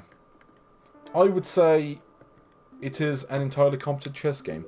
But there was New Chessmaster that came out later. I don't know what that changes. For all I know, it could literally be the exact same game. But this game is fine. So if I compare this to Othello, which is down at number 49, I would play this over that. It's got more options than Othello does, and I feel like for a board game, that's kind of important. Like, there's more to do in chess. I don't think there's... I feel like there's not really a way to change the AI difficulty, though, which is kind of a problem. I'm pretty sure that's the difference, because I know in the NES version of Chessmaster, you could change the difficulty of the AI. So I think, yeah, it's kind of, it's got a lot of features, but it's missing some. You know, presentation is very no frills, but I would definitely take this over Othello. I'd also say it's better than that jank Centipede port. It's better than Rubble Saver 2. I kind of like that game, but I would say this is better than that. I'd also say it's better than Ganso Yanchimaru or Kid Nikki. It's better than Crazy Castle. I think it's better than Hyper Load Runner. It's better than Boxel. It's better than Q-Billion. Is it better than Asteroids? I feel like I'd rather just play a different version of Asteroids. Then again, I probably could say that for chess as well. But for a handheld chess, it's good, I would say. But I wouldn't play it over Shisensho Matchmania, because it just doesn't have the matches. You know, you cannot light up a game of chess without setting the board on fire, and you generally don't want that going on in a tournament. But anyway, so yeah, that is the new number 31 is the Chessmaster. So, next up on the list is Wildsnake. Speaking of Night Move, which I think was endorsed or presented by Alexei Pajitnov of Tetris fame, he also presented this game. So let's see what this one is like. It's really weird. So back in the early to mid-90s, there were tons of games, like puzzle games, that were presented by Alexei Pajitnov that, as far as I'm aware, he didn't actually have any real involvement with. Also, yes, High-Tech Expressions made a pretty decent game. I mean, they did also make Tom and Jerry Best of the Best, so you can never count them out. But yes, Wildsnake, have you ever wondered, what would Tetris be like if you replaced the blocks with snakes? But yeah, you know, presented quirks, presented faces. Actually, I think he did design that one. But he also presented Breakthrough, if anyone remembers that. Night Move for the Famicom Disk System, as well as Night Moves for DOS, which is a different game. I think Crontendo covered that game pretty recently. Working on the night moves. Okay, what have we got? Easy, normal, hard, and King Cobra. Well, let's just go for normal, because I'm certainly no King Cobra. Preview. So I'm guessing that's just like in Tetris on Game Boy, if you press the select button, it doesn't show you what piece is next. But I was like, why would you ever do that? It's like, no. Okay, so you got the grid. Oh, I see, yeah. So this is the shape of the board. So you've got the flask, the inverted T, the X, crisscross. They're going to make you jump. See, this is the thing. So in Hong Kong, which had this whole thing where you could change the shape of the level, in that one, it actually gave you a pretty good idea on what the level would look like. Breakthrough, it was a puzzle game for the SNES. It's not Breakthrough, the arcade game. That's completely different. But okay, let's go for just standard, and then maybe I'll try one of the other ones. I missed the bus! Oh! Okay. So yeah, the snakes all have different designs. Now, this game was also released on the SNES, I think. There was also a version that was made for Game Gear, though I think that version ended up being cancelled. I want to say that would be the better version to play just because it's in colour, and would therefore be easier to tell the snakes apart.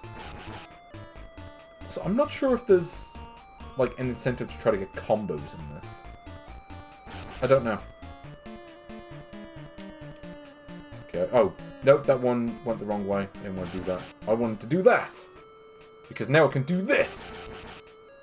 Yeah, get a nice little combo there. I don't know, does this game even have a combo system? I feel like that was starting to become a thing around this time. This was, I think, 1994. You know, around the time of Puyo Puyo 2 and Tetris Attack, or Panel-to-Pon, if you prefer. Also, I think they add more types of snakes later on as well. So I'm going to try to see if I can get myself a nice little combo here. Yeah, this one's really weird. It literally is, what if Tetris had snakes in it? Which is an interesting way of going about the design process for a game. There we go. Yeah, look at all them points I've raked in. So yeah, they turned left by default. I wasn't actually pressing anything there, but they have to go a direction. Oh, also, this is the one that I think just clears the board, doesn't it? Or some of it. Also, yeah, you can't move that one. I was pressing the D-pad and it wasn't doing anything. I don't know. See, this game I always thought was okay. I do enjoy this game on the SNES. It's not, I wouldn't say it's a great game, but I'd say it is a fun diversion. And, you know, we've had tons of puzzle games in this series. A lot of them kind of fail to make it to that point. You know, I mean, Tesseray's, you know, you play and it's like, okay, this is just kind of dull. Same for, like, Yoshi and games like that. Or Mario and Yoshi, whatever you want to call it. Oh, we got glowing snakes now. Oh. No, that one just clears the other snake. Okay, I thought maybe that was just another type, but no, it's a special one. Crashman EXE. Oh, that's a name I haven't heard in a very long time. I wonder how he's doing. I hope he's doing well. Because I think he like left the internet ages ago and then never came back. I don't know. Maybe he went to that Willy Wonka exhibition thing, like the infamous one that happened like this week. I feel bad for the actors in that. Like, they didn't even get paid because the person running it was an arsehole. But yeah. I don't know. I mean, I know that the man that played Willy Wonka was a comedian. I mean, he's going to get some great material for a show after that. That's what I always say to that. I mean, there's a silver lining, I think. Plus, you know, I mean, that name is out there. Oh, I messed up. I didn't want to do that, but I did want to do that. Oh, okay. I wanted to get a combo, but it didn't really work. Yeah, I think I like this one, but I think it is better on the SNES just because it is easier to tell the snakes apart. Just the fact that it's in color. And again, like I say, while the Game Gear version was cancelled, you can play it. I want to say the version available on the internet is final. I'm not certain on that, but I think it is. Oh, now we got a checkerboard snakes. It's the most 80s snake possible. It's like the... Was it the thing Captain N wears in the intro to that really shitty cartoon show from the 80s? And then the green man comes out of the TV and pulls him inside. Like it's the fucking Cheetah Men. Okay, I might struggle at this point. Oh no, yeah, also the game does get quite fast. Though to be fair, so does Tetris. But it's kind of weird about Alexei Pajitnov, because he endorsed games like this when he didn't really make them. Yeah, so you have this game, and you have Taggin' Dragon. Except that was dragons and not snakes, which is kind of different. But you know, it's as close as you're going to get other than this. Oh, let's go for a different level. Let's see what the obstacles look like, because I don't remember those. Let's go for... I want to see the crisscross. I'm interested. Yeah. Do you think they ripped off the graphics from this game for Nice Code's like snake rip-off game that they did? Yeah, it was literally like... So I think what happened was... So Alexei Pajitnov, you know, he made Tetris. Or certainly worked on it. The problem is, because he was in the Soviet Union at the time, you know, and they were still communist, they effectively owned the rights to the game, so he wasn't getting paid royalties or anything. So he, like, moved to America, and, you know, he had to do what he can to keep the money coming in. So he's like, oh, you know, do you want to endorse this game for us? It's like, you know, you could be the face of puzzle games. And he was like, sure, why not? Which, to be fair, I mean, if I was Alexei Pajitnov, I'd have probably done the same thing.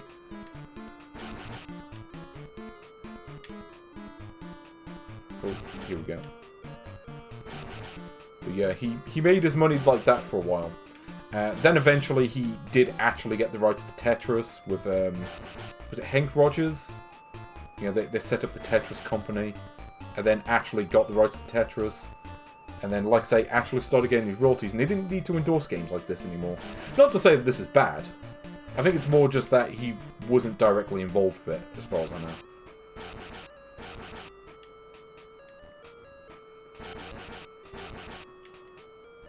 But yeah, I am down to play this.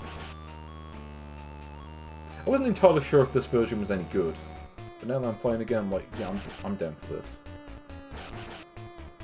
You know, I am entirely down with any decent, well-based puzzle game like this, and Tetris, and Puyo Puyo, and games like that. Like, you know, you stick the game in a well, and it's often a recipe for success.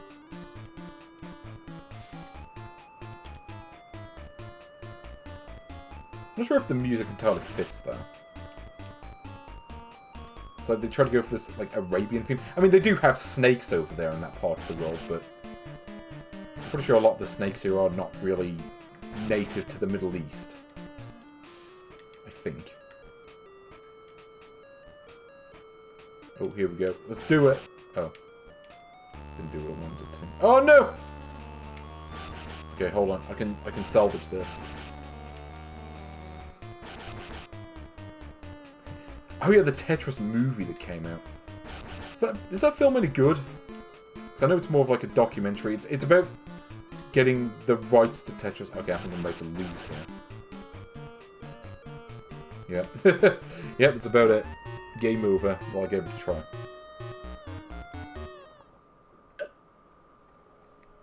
But yeah, there have been so many accounts of the rights fiasco for Tetris. But yeah, Wildsnake, what would we say about this one? So yeah, from JSC Gamos, who I'm guessing actually designed the game, maybe? I'm not sure. It does come from Spectrum Holobyte, who I guess were affiliated with Alexei for a while. Where does this one go? I mean, it's better than Shisensho Matchmania, I think. It's better than Space Invaders. It's not better than the European Space Invaders, but it is better than the Japanese one. It's better than DuckTales, because that one's a bit jank. It's better than Pinball Revenge of the Gator. I think I'd play it over Spot. Yeah, I'd say it's better than that. But is it better than Tennis? No. I think... Yeah, I think that's its ceiling. Tennis, I want to say, is a little bit more solid as a game. You can get longer games out of Tennis as compared to Wildsnake. And as I say, I think the SNES version is a little bit better just because it's in colour, and that does help. But yeah, our new number 20, Wildsnake, by Spectrum Holobyte and Real-Time Associates. Real-Time Associates, against all odds, have a top 20 game. But for how long? Let's see. I don't remember if any of these other games were any good, but I guess we'll find out. So Wizards and Warriors I've played already, so we're not doing that. But we will do some Power Racer. See what this is like. Yep, here we go. So if you think that Power Racer is going to be a racing game, I'm going to be a safe bet, surely. From Tecmo. But yeah, Real-Time Associates. They could turn out decent work on occasion, but usually they kind of didn't. But yeah, so Power Racer. If you think that this is going to be a racing game, I've got news for you. Okay, let's do it. Yep, looks very racing game-esque so far. But once you actually get into it, yeah, it's actually the arcade game Head-On.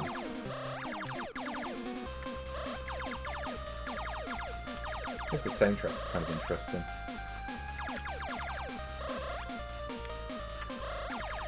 So yeah, if you've ever played Head-On, it was an arcade game from 1979. It was a game which is very of its time, let's say. It was kind of a game that led to Pac-Man. It was like one of the main inspirations for that. But yeah, so in Japan, this port was called Head-On, so this is based on that game directly. This isn't like some rip-off. Also, yes, this is graphic research, I'm pretty sure. It's got that kind of sound to it. Essential game in case of... Like, did they really play this game in tournaments? Well, the arcade version, obviously, not this one. But,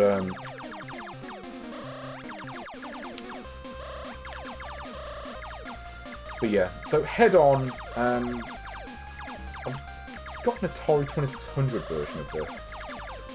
Where on that version it was called Dodge'em.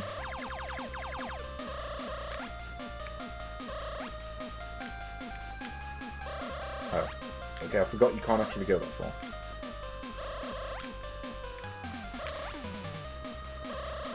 Nope. Also, yeah, Head-On was a game so evil that no matter how many dots you got, if you died at any point, you have to redo the entire level. Because this game hates you and wants you to fail. Yeah. I will say for the record, I've never really been a fan of Head-On. like I say, it was one of those games that really kind of inspired Pac-Man.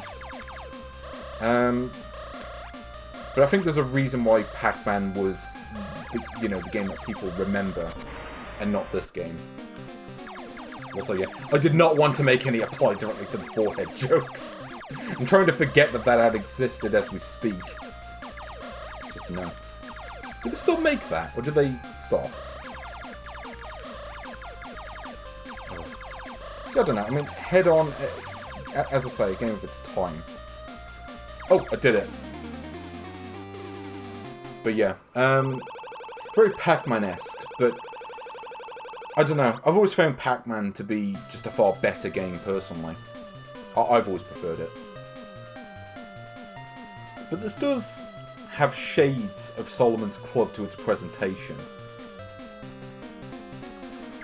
But Solomon's Club had the advantage of just being based on a better game.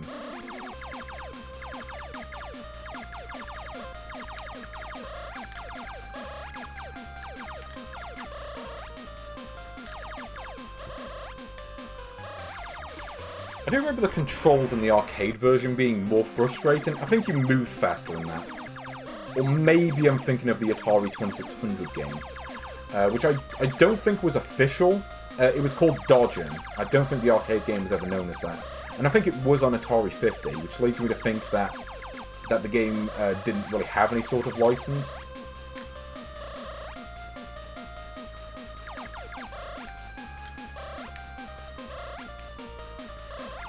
Oh, just know that the AI is evil and basically just tracks whatever direction you're pressing.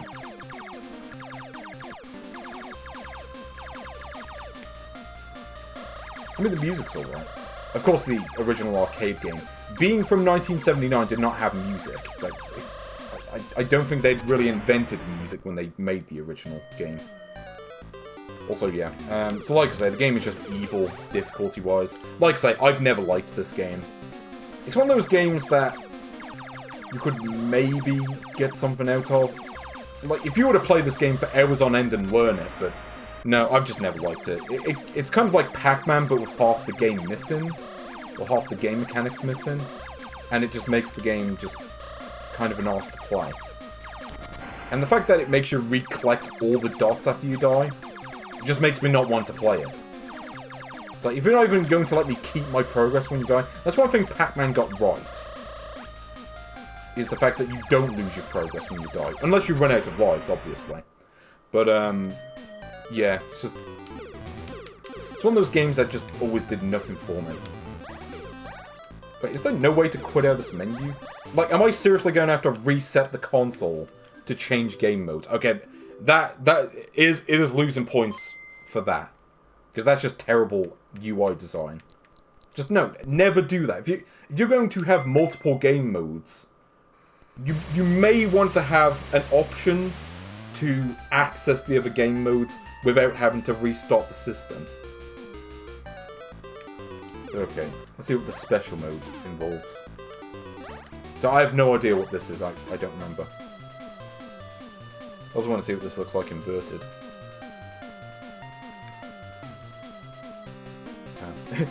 You know, it probably looked better right way up. Or, well, right way up. The non-inverted, let's say. Oh.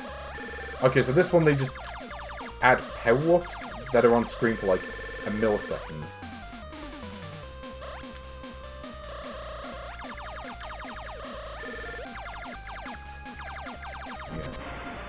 Yeah, something tells me I'm not actually going to beat a level of this.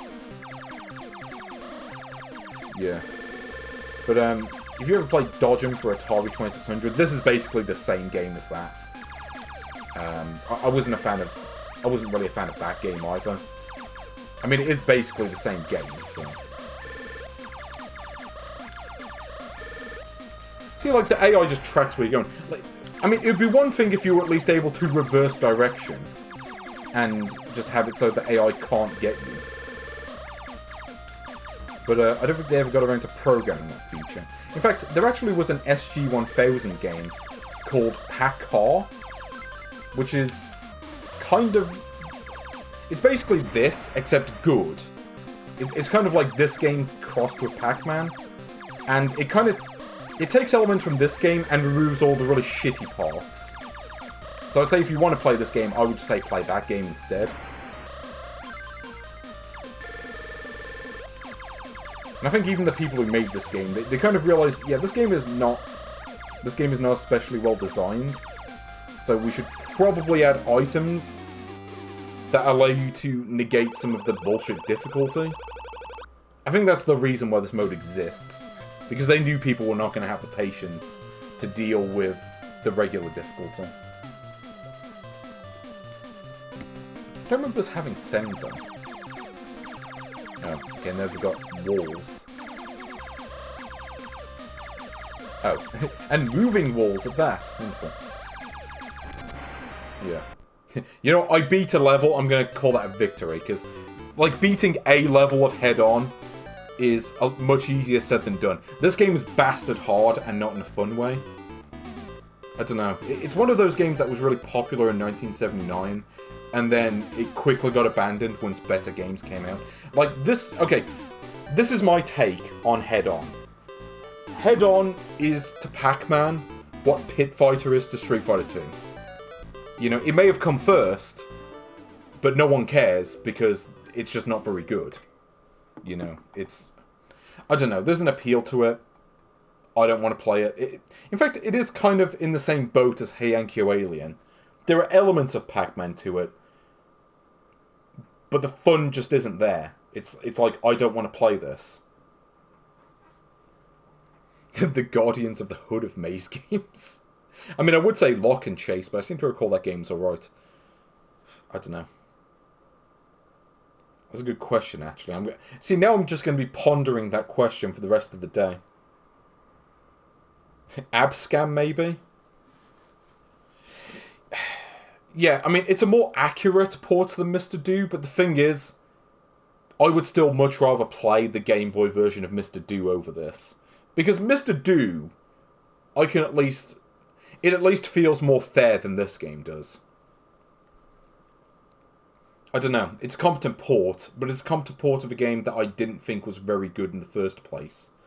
And that's kind of a problem. I would say this is worse than Hey Yankee Alien, because that game made a better attempt to modernise. It didn't entirely succeed, I don't think. But I would rather play Hey Yankee Alien over this.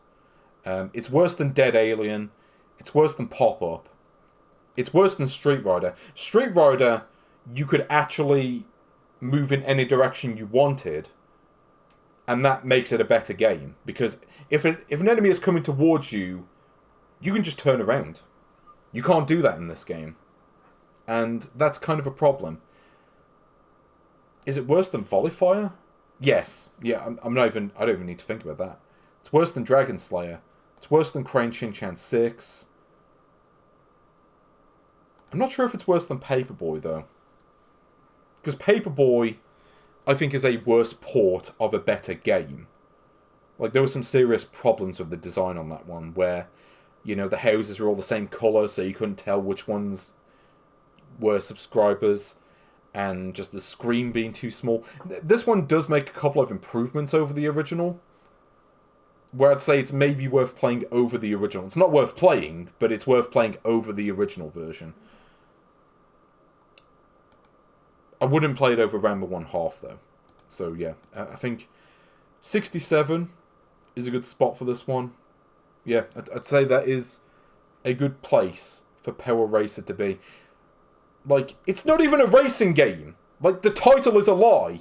Like, there is no racing in Power Racer. You cannot call a game Racer and not be a racing game. I mean, there was that one Famiclone system called the Power Racer, which is a weird name, but at least there were actual racing games on it, I think. So that's Power Racer. Okay, here we go. Let's play some Ninja Boy. See what this is about. Ninja Boy in the house. From Culture Brain, so you know it's going to be great. There we go, Ninja Boy. Yeah, Oh, I probably could have picked a better core scheme. Apparently I'm playing as a zombie ninja in this one. Okay, so do you remember the game Kung Fu Heroes for the NES? Yeah, this is basically that. In fact, it plays very similarly to it. It's very straightforward, actually. Like, yeah, like the controls feel more or less the same. Like, you can't move diagonally. Though, to be fair, there were games coming out around the same time where you also couldn't move diagonally. Like, I don't know. Legend of Zelda A Link to the Past couldn't move diagonally. And then you've got these, like, Sonic Man cosplayers. Do you think he's going to come up to me and say, Luppy Luppy? Yeah, it's his new favourite word. Oh no, that was the other man from, like, the shop stall or whatever it was. Oh. Okay, the enemies just kind of spawn out of nowhere. Okay, so stay away from the edge of the screen. Oh, that's right, you don't actually kill the enemies, you just do this. Kill enough enemies and then you go to the end of the level. Yeah, those sound effects were in the original game too. Or well, they were in the NES version at least. I actually quite like the NES version of this. Some people don't really care much for it. I've always been a fan. I'm like, it is one of the... certainly one of the better games you were going to find on the Famicom in 1986, because there were a lot of bad ones. I can't remember if you can kill these or not, so I'm not going to risk it. I do remember there being secret areas. I don't know if those carry through to this one, because I haven't seen them yet. I know on the first level, you go near the door, like to the right of the door. No, you can't kill them. But yeah, you go near the door, and you hit the blocks there, and there's a secret passageway that goes to a bonus game. And I'm not sure if the bonus games are in this, which is a problem if not. Because it feels like those should be in this. So is that boss? I don't recall the original game really having bosses. No, they're not, they're just larger enemies. Oh. Okay, somehow I didn't get hit by that. I'm not going to complain. But yeah, they made a whole series of these games. So the original one is very different to the sequels. I seem to recall hearing the sequels aren't great. Some people like them. But they kind of took this and basically built an action RPG around it. It's really strange, the way they did it. Yeah, Hero Malley Brothers. That's what the second game was hacked into. I don't think they ever hacked this one, oddly enough. But yeah, Little Ninja Brothers, as I think it was called on the NES, got reskinned into a Mario game. But it is the sequel to this game. Oh, okay, you can actually kill those enemies. I remember there being like these really big, like... they kind of look like the Michelin Man that you fight against. Well, actually, you don't fight them. The idea is just you just avoid them the entire time they're on screen. I don't know if they're in this version. I do not remember this version of the game well, so I'm not certain. Also, yeah, the music just switches off when you've got the power-ups. And to be fair, the NES game did that as well, so that's not just this version being weird. Like, the game in general is a bit weird. Also, yeah, if you jump on the enemies, you kill them, or at least some of them. Depends on which enemy it is. Some of them are impervious to it. The enemies actually look quite a bit different in this one. I was never able to beat this game, though. I gotta be honest. I mean, there are level warps in the NES version. I could get further in that one. Also, yeah, you may notice sound effects taken straight out of Super Mario Bros. Those were in the NES game as well. Which is really weird. Like Culture Brain in general was just a weird company. Apparently had, like, ties to the Yakuza, I think, and they were not very well respected in Japan because of that. It's a shame, really, because they did make some good games. Oh, yep, this is the Michelin Man that you have to dodge. Unfortunately, I didn't really get a chance to react to it properly. Actually, I feel like the cropped screen may be an issue at points. It's not that much of an issue, because generally you don't need to focus on the entire screen. You just need to focus on small bits of it. Okay, so we went in the door. Oh. Is this level warp? It looks like it. What does that do? See, in the NES version, it would just show a hole with, like, the level number that you're going to. Oh. Wait, what's going on? Oh, am I just redoing the level? Okay, that's just weird. So surely I went in the door, because... Yeah, so I go inside the door, and then it just resets the level, I guess. There we go, Jack.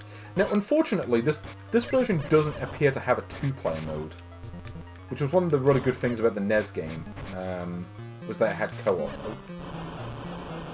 Where is the Michelin? Oh.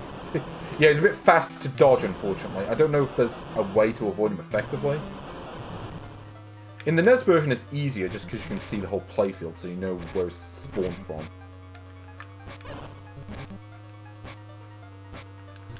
And unfortunately, as it spawns in random places, that doesn't really help.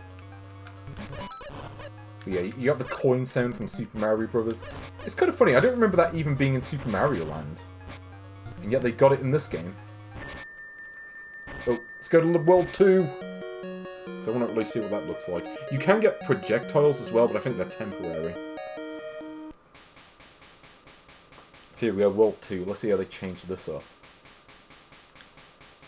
Also, you got that Ghosts and Goblins style map. Like, if you want to know if a game was made in 1986, if it's got a Ghosts and Goblins style map, then it probably was. I do remember that there are, like, items you get that give you, like, better attacks later on that you need to defeat certain enemy types. Oh, okay, it does have the bonus levels. Cool. Okay. For a second, I was worried they wouldn't be in there. But, no. I probably could have picked a better colour scheme for this game. But, such is life. I mean, we've got green apples, at least.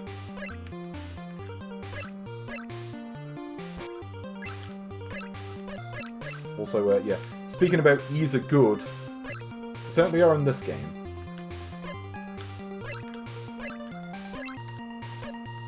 But yeah, I don't think this has co-op, which is a shame, because like I say, that was one of the really good things about the NES game.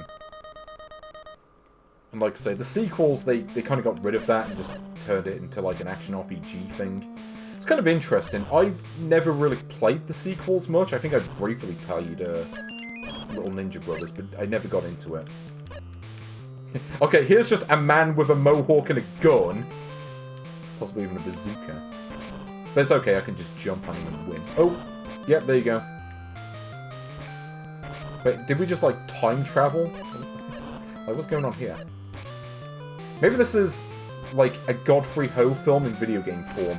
It's like, you know, we got ninjas, we've got men with weapons, and mohawks, I guess. I don't remember the mohawks in Godfrey Ho, but, you know, I mean, they can be part of that too, why not?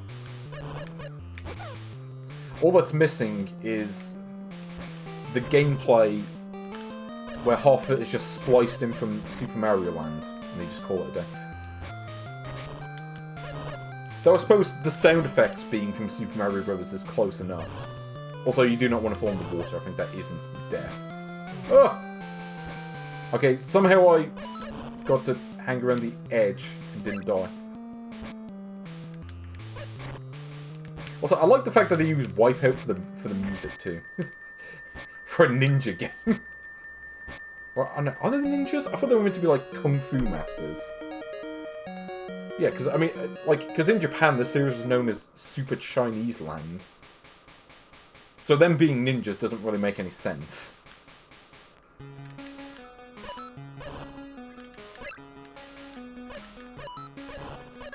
Oh, okay, I went to do a door by accident. Also note that it is just the stairwell from Zelda.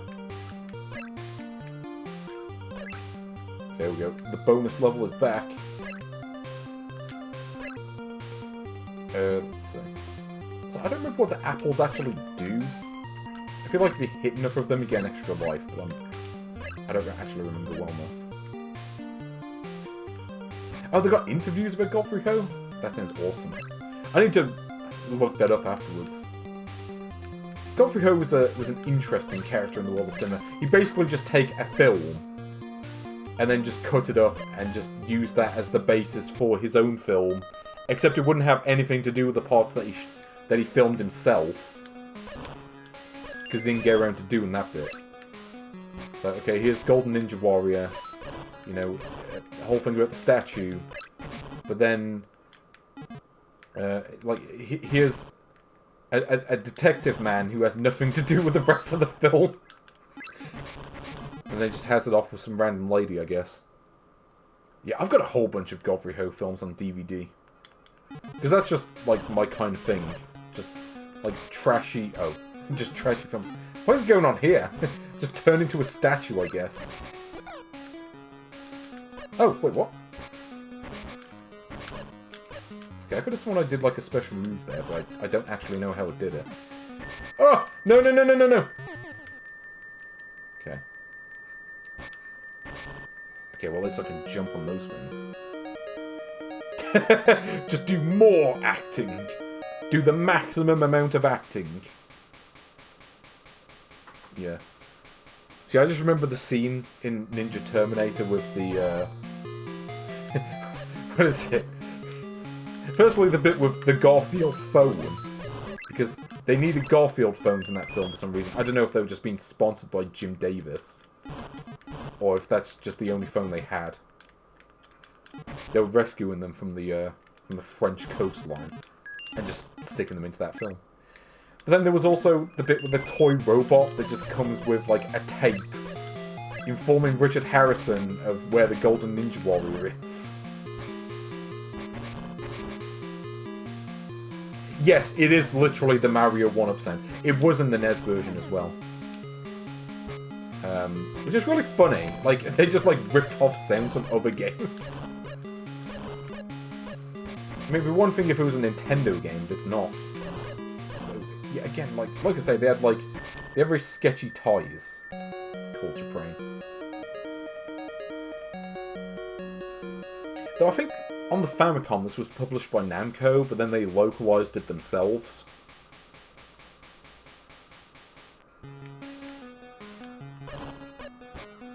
Oh, wait, what happened there? Okay, that was weird.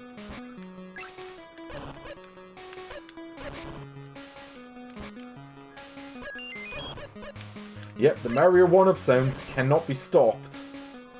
Okay, I'm just trying to see if there's anything hidden about this game that I haven't actually found yet. No, it seems like a pretty straightforward port for the most part. It's a little bit more detailed graphically, but other than that, not a whole lot changed, I don't think. Okay, now I've got like doppelgangers of myself. Complete with a headband and the same face. Yep. Got that classic pause sound. Okay. Let's take a look at the World 3. See what this one's like.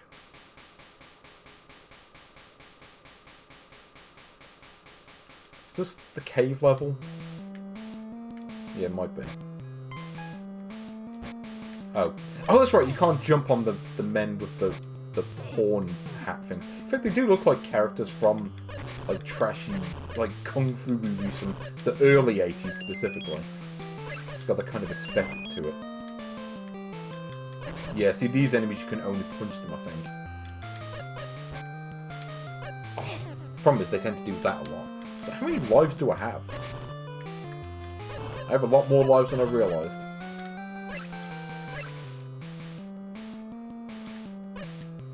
Yeah, see, if I try to jump on these enemies, yeah, they don't get affected by it. Ugh. No, I'm probably going to die here, I think. I don't think I'm going to last. So yeah, I think I am on the last life as well. Oh no, I've got projectiles, I'm fine. There we go. The evil Marios with horn hats have been defeated. At least until the next level, where they'll probably come back. So I think there are 8 worlds to this, or at least they're on the NES. There may be more in this one. It's hard to tell from the map. It's not as clearly defined as something like Ghosts and Goblins. Oh. Aha! Spread file, get! Godfrey Ho Super Chat. Oh, we can actually get a level warp. Let's go to level 5 then. Yeah, we just skip the face cave entirely and go to the beach, I think. The beach with skulls embedded in it. Oh, okay, and I just find another door. With a bonus level. I could have sworn that, like, these levels, like the later ones at least, had, like, bullets that you had to dodge, and if you got hit by them, it ended the round. They don't seem to have brought that over into this one, though. I mean, really, the effect there is that it just makes it easier. Here we go. Gonna get all those E's. I will follow the advice of the shaman and become Ebenezer Good. Yeah, I am down for this one. Like I say, I quite liked this on the NES, and I'm enjoying this version as well. I don't know. Like, some people tend to write this game off as trash, and I'm like, I think that's unfair. I think it is good. Oh, okay, I suddenly got, like, massively sped up movement, and it, like, messed me up, because I didn't realise I was getting that. Isn't this music in Super Chinese 2? Or Little Ninja Brothers, whatever you want to call it? Oh. Okay, let's get to the exit. There we go. Super Hong Kong. For a second, I read that as Super Hang Kong, which would be like some weird cross between Hong Kong and Hang On. Like, how would that even work? I mean, you're already trying to combine a puzzle game and Breakout, or rather just having those in the same game. Hong Kong Block. Oh, I almost got hit by that immediately. Oh no, you don't. I will jump on you. So yeah, I think at this point, you really need the power-ups. Because you do build up your, like, attack stats throughout the game. It's kind of veiled, but it is there. And essentially, if you don't build them up to a certain amount, some of the enemies will just be invincible. So you've got to be... you got to be really careful with that.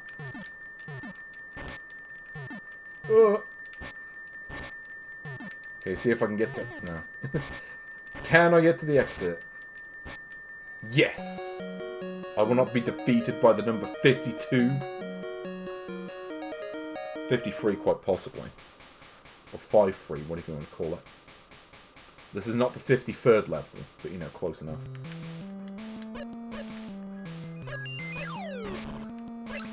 Oh, okay, I got super speed now. Look at this. Oh, I don't think this enemy gets affected. No. So yeah, I think this enemy is invincible. Yeah. Is that meant to be an alligator man, or is it just a man with a giant nose? Yep, the Gators have revenged again. Also, you really do rack up the extra lives in this version. Oh. Okay, I got the break time screen. I don't remember this bit. I think this was in the NES version, I just forgot it existed.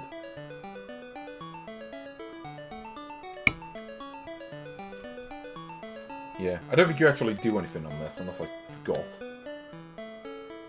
Is it meant to be an elephant man? Because that's not the elephant man I know. I thought the elephant man just wore like a giant mask.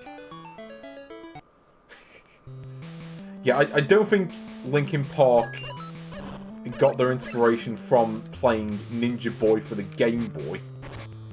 I've got to be honest. Oh no, I can kill them. Also, the elephant... I'm sorry, they look more like alligator men to me.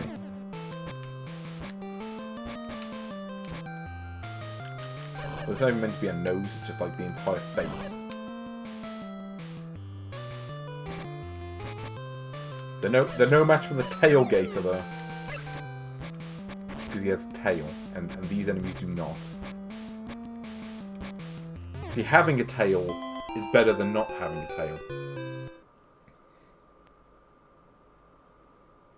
Anything with a long nose is an elephant? Oh, so Pinocchio is an elephant now. Okay, I get ya.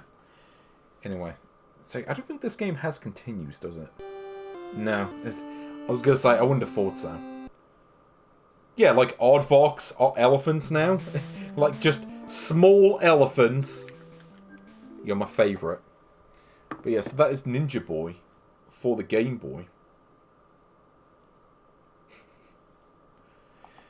So, where does this go on the list? better than Clax. It is better than Clax. It's also better than Shisensho Match Mania. It is better than Mr. Do. As much as I like Mr. Do, it's not a great version of it. And this is a better version of what it is than Mr. Do is. Because Mr. Do just doesn't capture the vibe of the original, whereas this game kind of does. It's better than Quirk, I think. It's better than Wildsnake. It's better than Motocross Maniacs. Though that actually that's pretty close. Motocross Maniacs is a good game, but I think I would rather play Ninja Boy. But is it better than Heavyweight Championship Boxing? That game was more inventive, because I can't think of anything that plays like that one. Yeah, I think that's going to be the limit. I like Ninja Boy, but I think Heavyweight Championship Boxing just has a bit more going in. It has the ideas to go the distance. So there we go. And new number 16, Ninja Boy for the Game Boy. Brought to us by Culture Brain, which is always a great name. Like, Culture Brain is just an excellent name for a company. Like, when your name for the company is more weird than the actual games that you're releasing, then, you're onto something. Okay, so let's close out this multi-cart with a little bit of Yars Revenge. Oh, yes. And this one's going to be a bit different, because unlike all of the other games we've seen, this is actually a Game Boy Color game, and not a monochrome game. Making it unique on this list, because all the other games I've ranked so far have been monochrome. So, yeah, it's going to be a different beast. This is the only color exclusive we've come across. A few of the games that we've ranked have been, re-released on Game Boy Color. But yes, Yars Revenge, the Qotile Ultimatum. Hold on, I gotta fix this. Let me fix the title.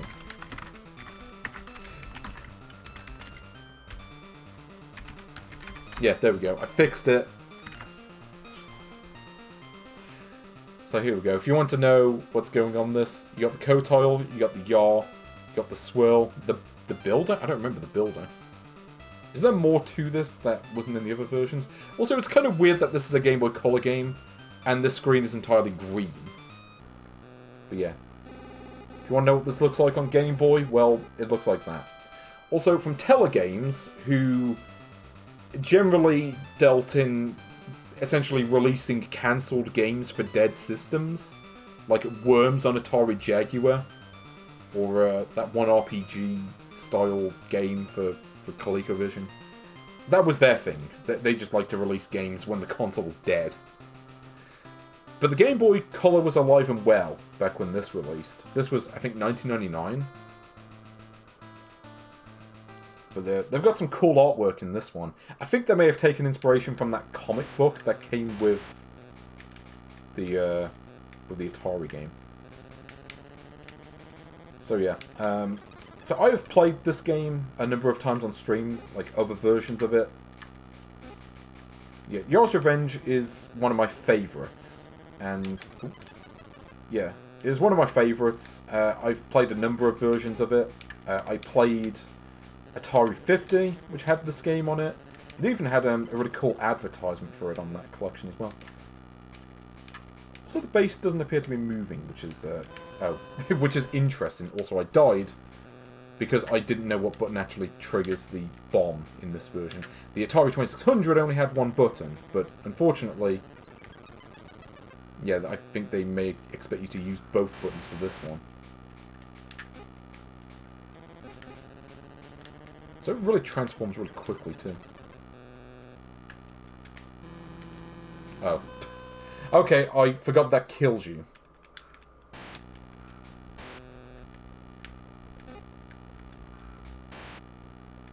Okay, I'm trying to shoot the... Yeah, here we go. Okay, let's actually do this and not die. I may need to do a mulligan on this one. Also, yeah, the... Okay, so that effect when you beat the level is not great. I really like the way this force field looks, though. Or the neutral zone, whatever you want to call it. I like that. That looks really cool. It's like, okay, we were never going to be able to recreate the effect from the Atari 2600 version entirely. So we're just going to do our own thing. I like that. And it looks really cool. It makes a good use of the Game Boy Color hardware. But yeah, I think I'm definitely going to have to do a mulligan on this one. This is a terrible run. Though, to be fair, I am pretty much just used to the Atari 2600 version, so... Yeah, this doesn't feel quite the same. There's some idiosyncrasies with this version. Though, I have to say, I'm not sure how this compares with the original. This is infinitely better than the Nice Code version that I looked at a few months back. That version was terrible. But then again, it's Nice Code, what do you expect? Though it's really weird that the base that you're trying to shoot down doesn't actually move in this version. Oh, I think I beat the level. Oh, here we go. Yeah, I'm thinking the 2600 version of this is superior. This one has some cool artwork in it, which obviously they couldn't do on Atari. Okay, so now the base actually moves. But, yeah, it's got the same problem that a lot of these Game Boy conversions have, where you just can't see the whole playfield, where on the original game you could. And that just doesn't carry over to this version, which is a problem. Where it's like... And to be fair, I do have the volume turned down. So, I can't actually hear the audio as well as I otherwise could, which I don't think is helping, to be fair. That's not a fault of the game, that's just the setup I'm using for the stream. Because if I turned it up too high, then the sound echoes, and it's not great. But yeah, so I guess level 3 in this is equivalent to level 1 of the original game.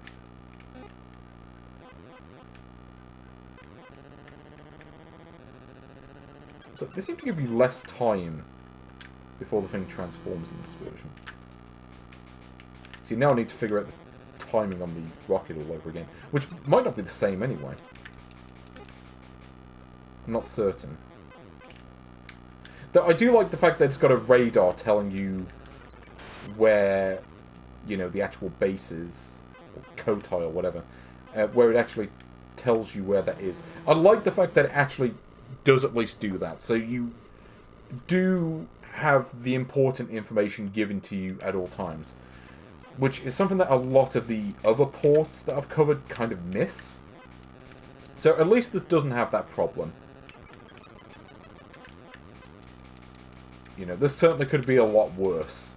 Let's say that. Oh. Okay, that was just me being an idiot. Yeah, I'm just going to fly into the dot and get killed.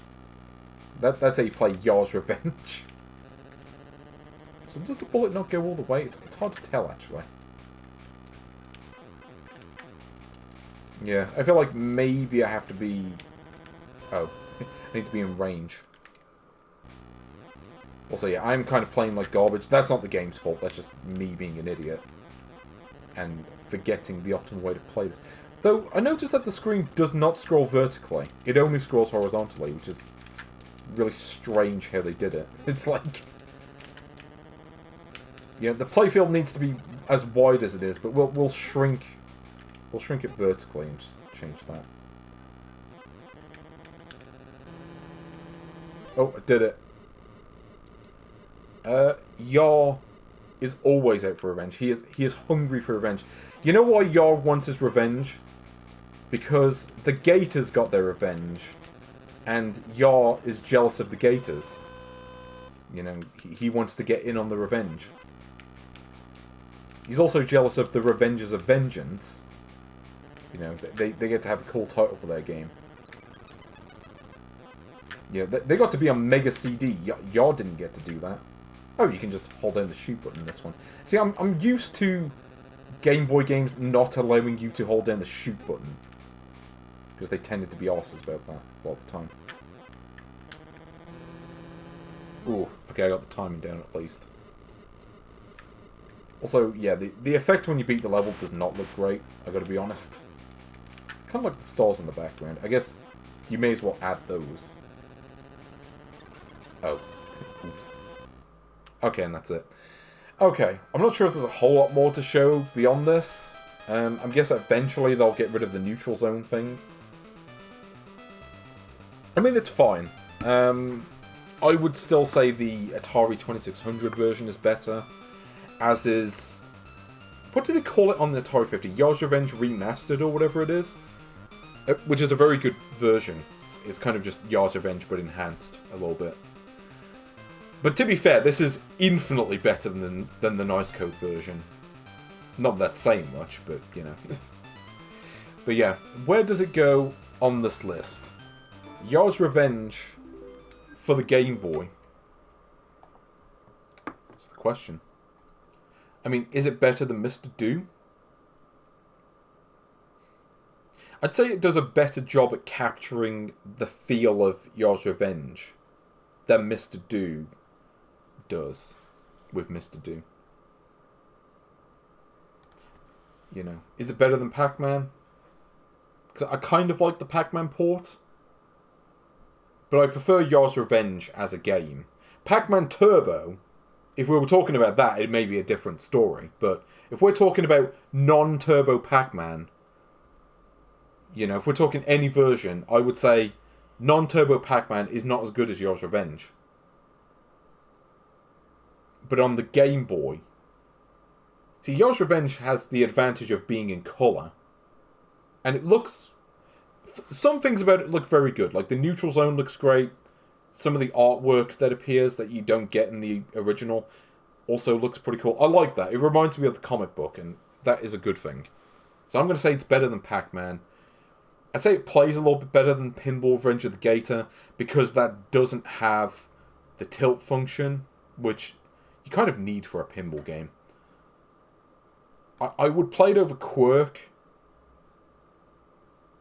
Would have played over Spot. I don't know. Like, see, the problem is Yars Revenge does not have the power of 7-Up to carry it to victory. You know, it has to rely on its wits and cunning and the power of bombs they can spawn from the edge of the screen. Now, if I'm being honest, I think Spot is a little bit better. It's got that banging soundtrack, and it's a pretty good version of Spot. You know. So I'd say, yeah, I'd say it goes between Spot and Quirk. Yes, and new number 23, Yars Revenge, the Qotile Ultimatum. So, when we come back, because I am not done with this stream, it is the end of this multicart, but it is not the end of the stream. So, I will take a quick break, but when we come back, I will play the biggest multicart yet. This, I think, might be the last one I end up doing. I will not get through this one today, though, because it does have a good handful of games to cover, and I won't have time to do all of them. I'll have time to do at least a few. I'll go until at least 7 PM, which is just over an hour from now. But it is this. What is it? I'm trying to read this. Super Color GBC 119-in-1. Featuring all your favourites, like Harry Potter, Digimon 024, Pokemon Crystal, I think, Monsters Inc., and I can't tell what the other game is.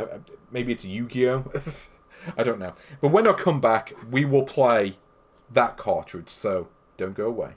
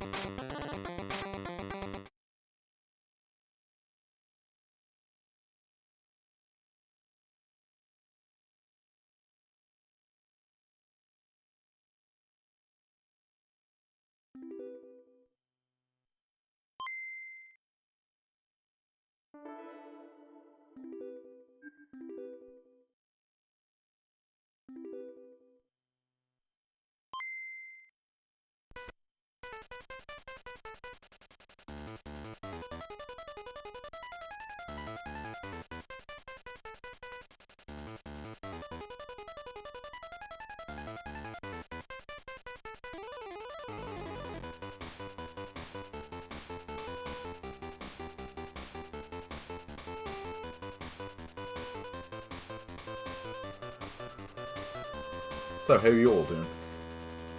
Hello.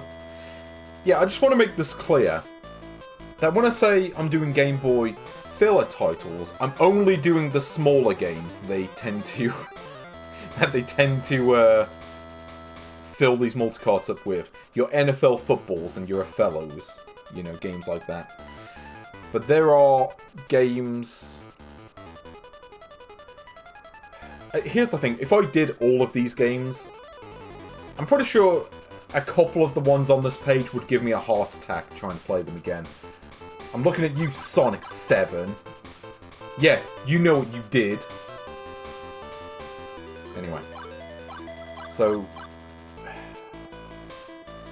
Okay, so there are actually a good handful of games to play on this multicard. I'll get started on this one today, and then I'll do another stream later on, and I'll finish it up. I don't think I'll be able to do it next week, as I will be out of the country. But when I come back into the country, I'll do it then. So, yeah, 119 in one, and I think there actually are 119 games on this, though I think a few of them are alternate versions of the same game. So... yeah, Sonic Adventure 7. I feel as if that game is... I feel like playing that game is banned by the Geneva Convention at this point. But, so, yeah, the games we're going to be taking a look at are from the second page onwards. So, it's mostly the games on this page, and this page. So there are actually quite a few. Some of these games I've already done. Games like Kid Nicky and Zoids J1, I've done these before. So, we will not be seeing those again. And, yeah, the rest of these games, all of them from Trump Boy onwards, I've already played. I don't think there's a whole lot to go through with these ones. Though I think Boxel, if I remember rightly, I'll start this one up. Yeah, it's the Japanese version, but they label it as Boxel, which is just a bastard move. It's like, why would you ever do that? It's like, yeah, we're just going to include the Japanese version just to be arseholes. But anyway, looking through the rest of these, yeah, I don't think there's really anything else of interest to show with these ones, since they're pretty much all games that we've seen before. I do like the menu theme, though. It's pretty good. Yeah. Yeah, so this is what I talk about when I say filler games. I mean, we've seen some of these games so many times already. Like, how many times have we seen Pop-Up, or Space Invaders, or Game of Harmon? Probably more than I care to count. But at least we get to play Balloon Man again. Also, yeah. So we're mostly going to be playing games... well, pretty much from the second page onwards. So this first page is, I guess, what you would consider to be the killer games. The non-filler games, let's put it that way. So, some of these I have no memory of.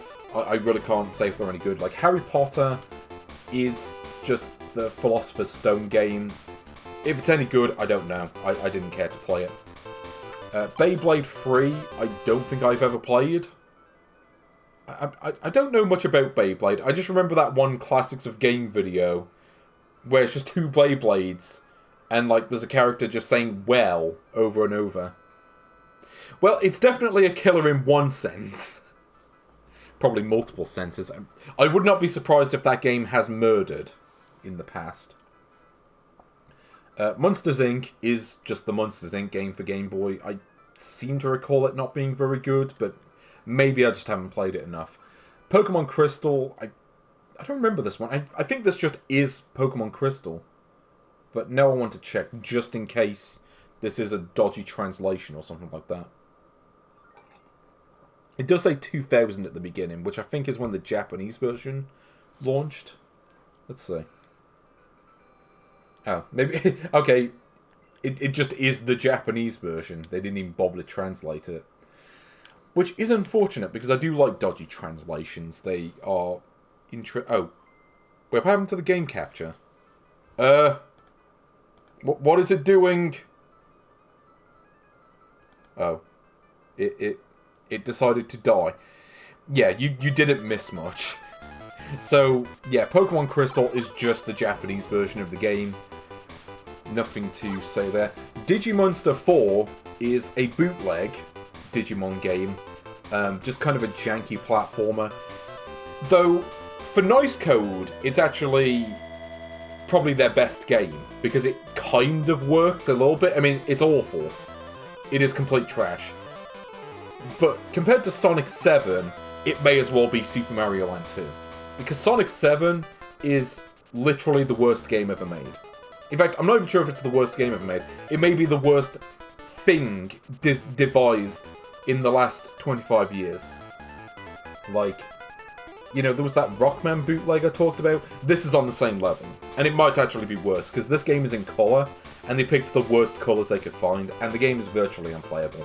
In fact, beating the first level, you literally have to use, like, a glitch, involving spawning an enemy from earlier in the level to move to the right to get over a platform because it's so poorly designed.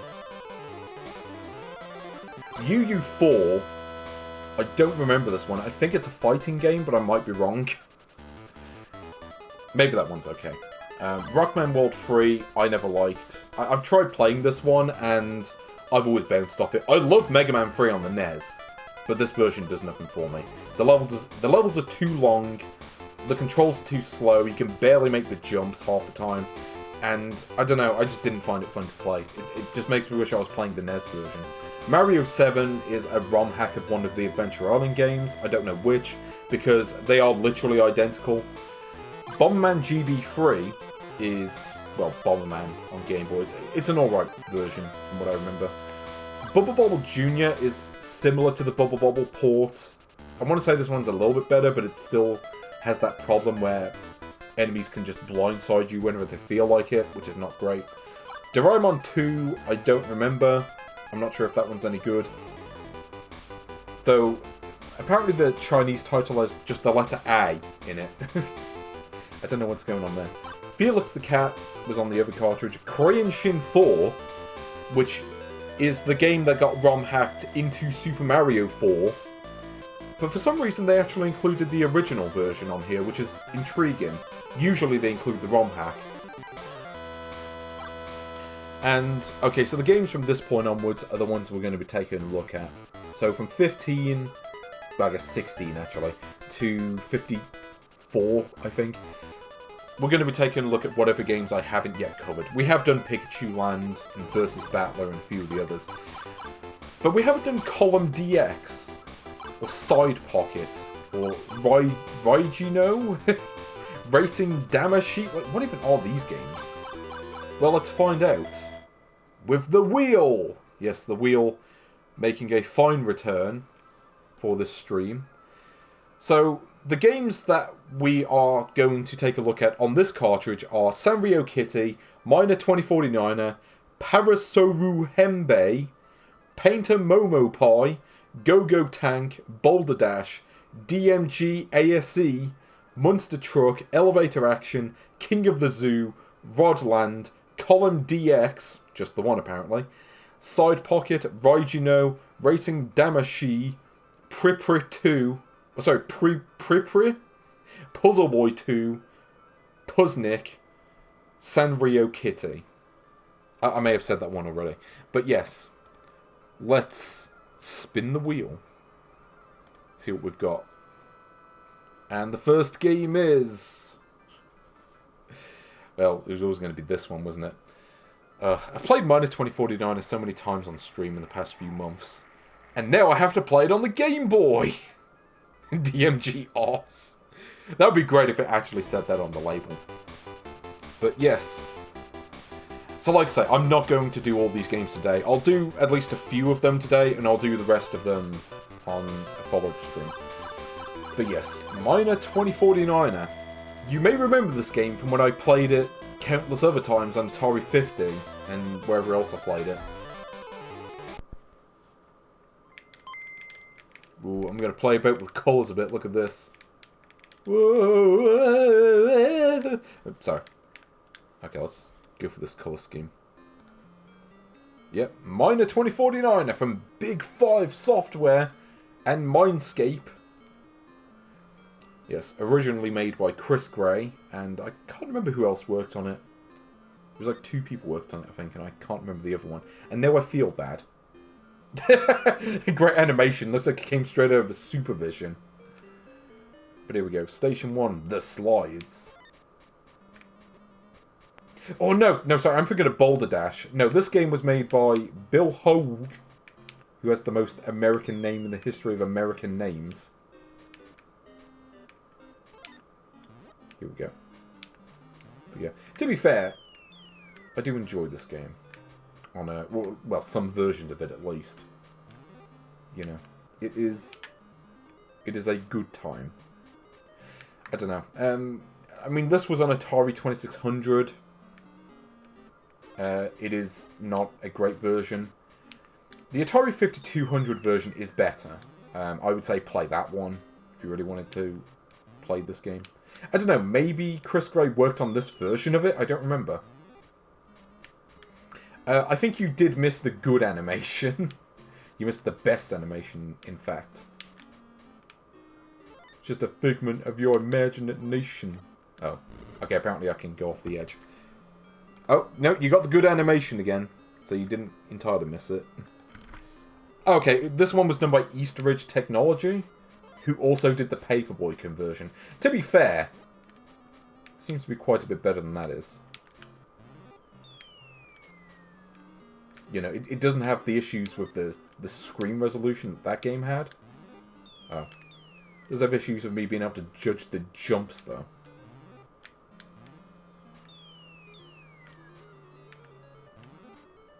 Oh, okay, you can walk on this bit. Oh, okay, controls are... Okay, if you press a diagonal, it doesn't respond at all. Oh, okay, I thought I went off the platform by accident, but no, I survived. Okay, let's not go off the platform this time. Because that sounds like a pretty good idea if you actually want to beat a level in this game. Also, they do not give you a lot of time to do this. Okay.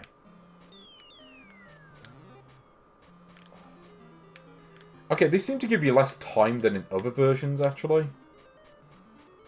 I'm sure the, like, Atari versions gave you more time to beat the level. Hold on, did I miss something? Okay, if I missed, like a single dot, I couldn't see it. Because it looked like I got all of them, to me. Also, yes, minus 2049er, he is also... He's one of those, like, idiot characters who can't fall more than 2 inches without dying. I guess Spelunker was like that as well.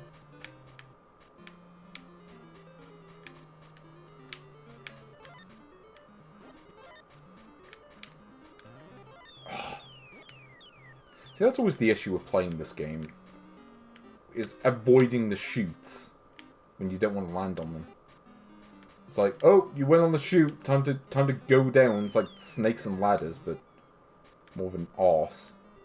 Because Snakes and Ladders is just... Oh. See, how do I even get that 1 dot? I guess I have to go from the other end of the slide.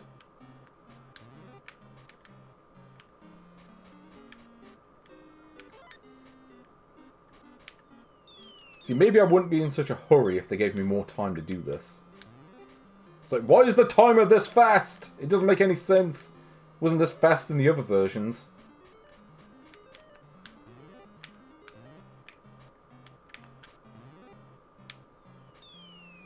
Oh, okay, now it wins. Hooray, I beat a level of this. I swear the other versions do give you more time. Like, the timer should not go this fast ever. Ooh, I do like that transforming animation though, that's pretty cool. Okay, well at least I can fall 2 inches and survive. Hero! Oh, that the hero token, it just makes me invincible for a few seconds. Oh. No, apparently I can't fall more than like 3 inches. 2 inches is okay. 3 inches is a step too far. Because unfortunately you happen to be playing as like the world's most fragile man in the history of mining.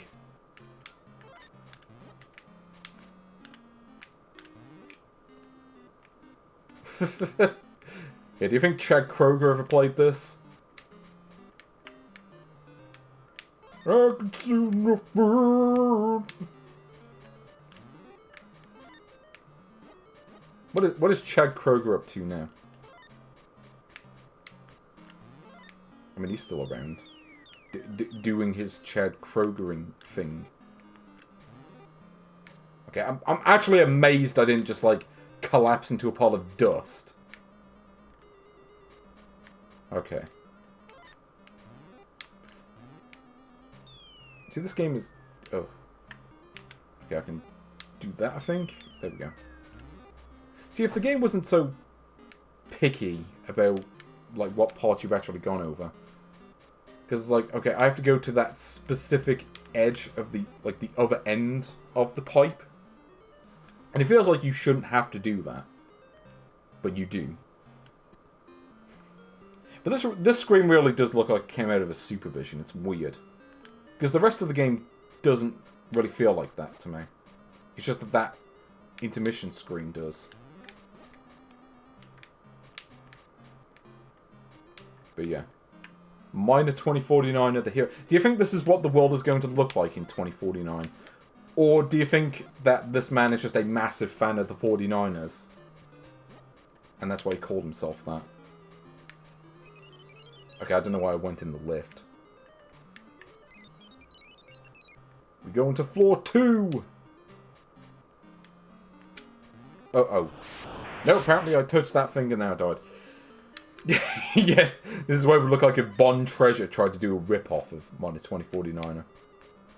Though, honestly, that would probably be a lot worse. Because at least the controls in this work. Whereas Bond Treasure games frequently don't. Yeah. You need to remind yourself that, you know, if something's not great, just go, you know what, at least it's not Bond Treasure. Because Bond Treasure were the fucking worst. Like, they just did not. They couldn't do soundtracks and they couldn't do games. Also, it was just me, or is this level actually quite a bit easier than the first one, once you know the layout? Because you don't have the chutes to dodge. Yeah, I mean, I guess that makes sense. Made in San Francisco. Calisthenics, here we go. So, I think there were 10 levels in this originally. I'm guessing that's how many levels are in this version. But who knows?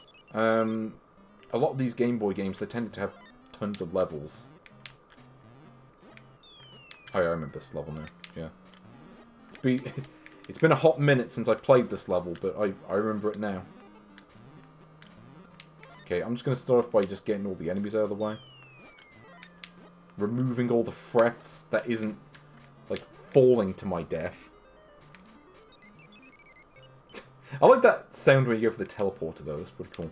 Or is it meant to be a teleporter? I thought it was just meant to be, like, a lift. Like a lift door or something. Like, I guess maybe this is meant to be in the future, but, like, based on the title. Not a whole lot about it feels really futuristic, though. Like, this does not look like a futuristic man. He looks like... I don't know. He just looks like a game designer who fell on hard times and had to make a living in the mines. But, you know, I mean, generally I'd say this version plays fine. Oh. Okay, I didn't realise I could do that. I could just fall off the platform.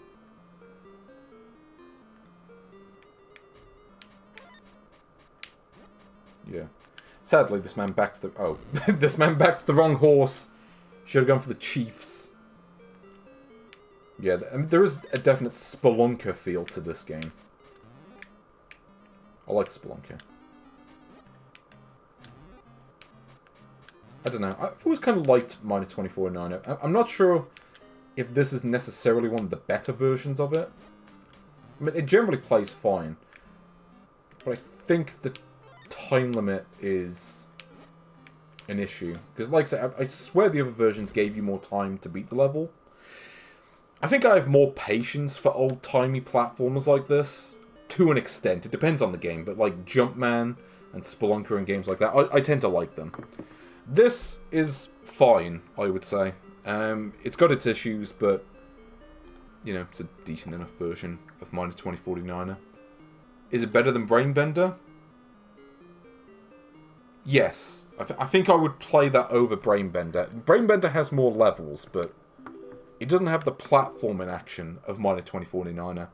Crazy Castle,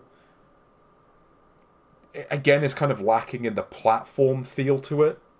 In some ways, it kind of feels like an inferior Miner 2049er, and in a couple other ways feels superior. But overall, I would take Miner 2049er over it.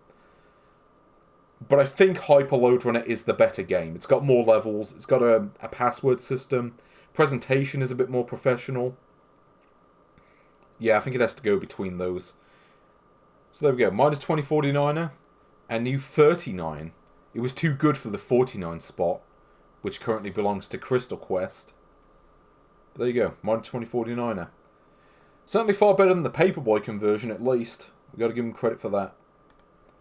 So let's see what else is on here. Actually, how many games are on this wheel? Like 17, I think? Something like that.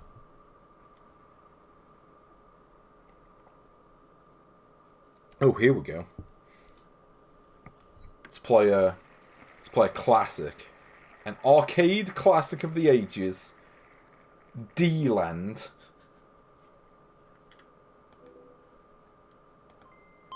Okay. Rodland, let's go! Now you want to talk about a classic. You want to talk about this game right here.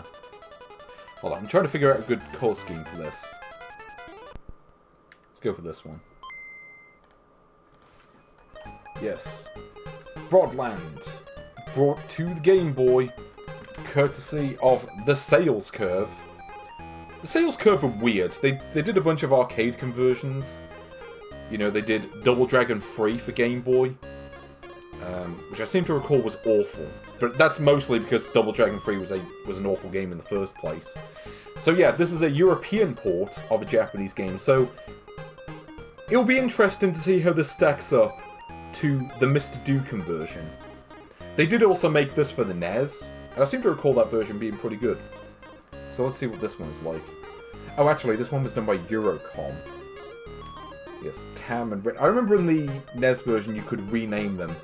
So you could name the character Tit if you wanted to. Oh, okay, apparently there was a Japanese version of this. I didn't realise that. Guess it makes sense that there was a Famicom release of this game as well, which was also European made. Okay, here we go. Gotta get the flowers, because that is the trick to this game.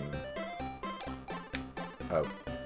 Okay, I forgot the enemies don't turn when they get to the very edge of the screen, because I'm being rubbish. Yeah, that's what you do with the enemies, by the way, you just do that. It's like, yeah, you're just gonna be a bit brutal with them. Oh. Oh yeah, I forgot they could climb ladders, because they're arseholes. You know what, for climbing the ladder, you get this. Yeah. Who gives you extra? Or rather, who gives you ET, in this case? Okay.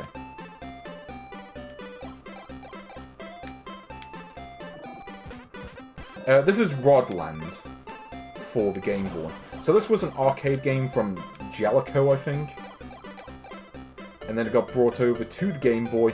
It got brought over to like various other platforms which were popular in Europe, such as the Amiga. There was a version of it for that. So here we go. Welcome to E.T. The E.T. scene. Okay, no, it's ETA. Yeah. What was it? See, I just look at that and I'm thinking of like the Harper Valley ETA. But I think it's actually PTA. I just messed up the acronym. It's got a cool soundtrack. In fact, yeah, the NES version, oddly enough, had a different soundtrack to all the other versions. Like, I've seen other versions of this game, and they have this soundtrack, so I don't know what happened on the NES. I want to say the Amiga version was the best of the home ports, maybe. I'm not actually certain on that, but I seem to recall that version being quite good. Ooh, can I get an X? Who gives you extra? Yeah, here we go. Yeah, really good version on the Amiga. I haven't played that one myself, but I remember watching a Let's Play like a while ago, and I'm like, yeah, this looks really good. But yeah, handled by the sales curve.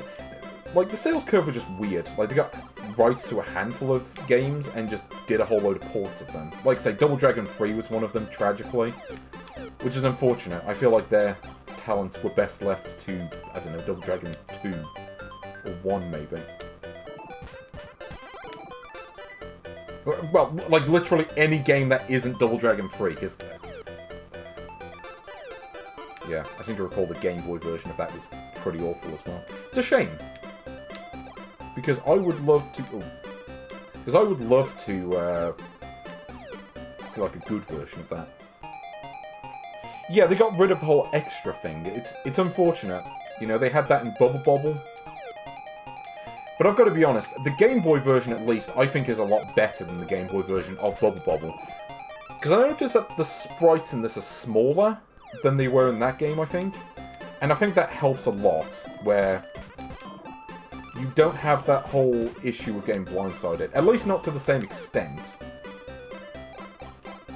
Like, this is a game that feels like it was designed within the limitations of Game Boy. It's like, they kind of knew what they were doing in that sense. Oh, here we go. Oh, that's right, yeah, I forgot you're supposed to ride the, oh, you can make ladders. I forgot that was even a thing in this.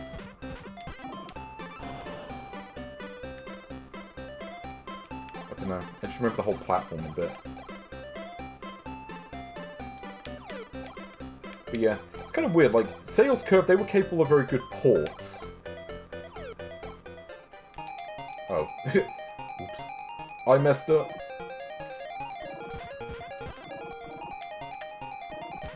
Oh. Yeah, I forgot that you can only hit one enemy at a time, which is kind of a problem. It's a bit like Dig Dug in that sense. And you all know that Mr. Do is the better mascot. Okay, how do you use the ladder? I literally cannot remember. It's been a while. Because surely that's not just a background object. No. I literally cannot remember how the ladder works in this. It's like, there's something to it, but I couldn't tell you what. I don't know. I think I'm just going to have to... yeah, because I'm trying to get on the ladder. It's just... oh.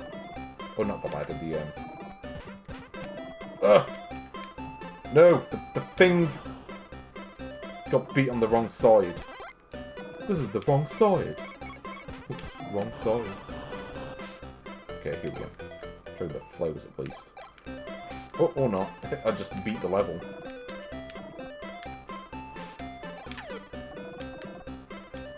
Try to keep the enemies alive. See if I can get the extra game. Uh-oh. Oh, that's right, you can actually land on them. I forgot that was actually a thing you could do. Yeah, I don't remember this game very well, as you can probably tell. Here we go, just hang out at the top of the level.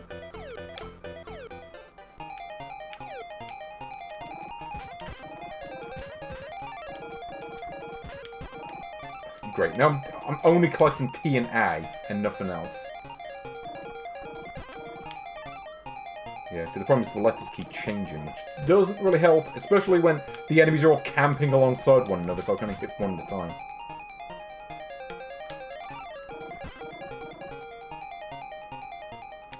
Oh!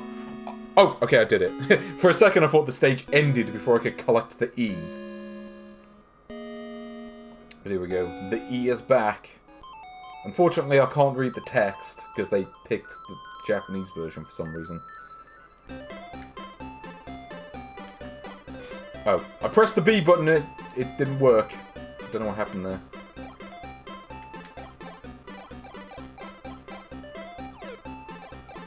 Okay, there may be a bit of an issue here. I mean, you can land on the enemies and not die at least, so it could be a lot worse. Only problem is, now I'm stuck with this.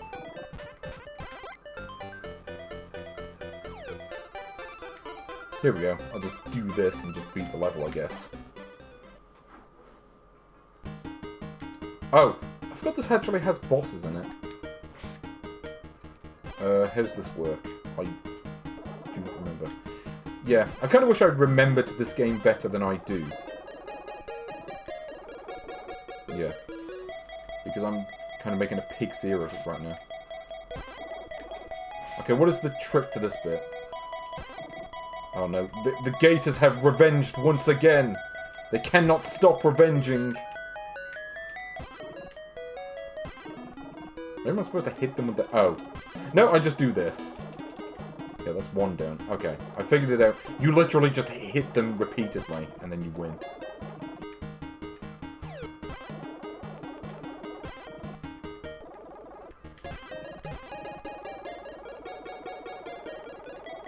I like the boss theme, though. I'm not sure it entirely feels boss theme-like, but it will do.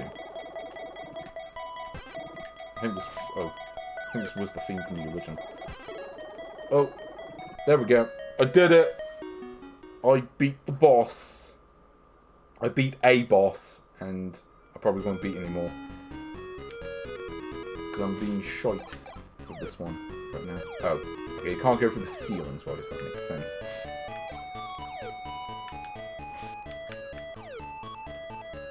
Ooh. It's kind of a shame they never did a Game Boy Color version of this, because I'd love to see what that looks like.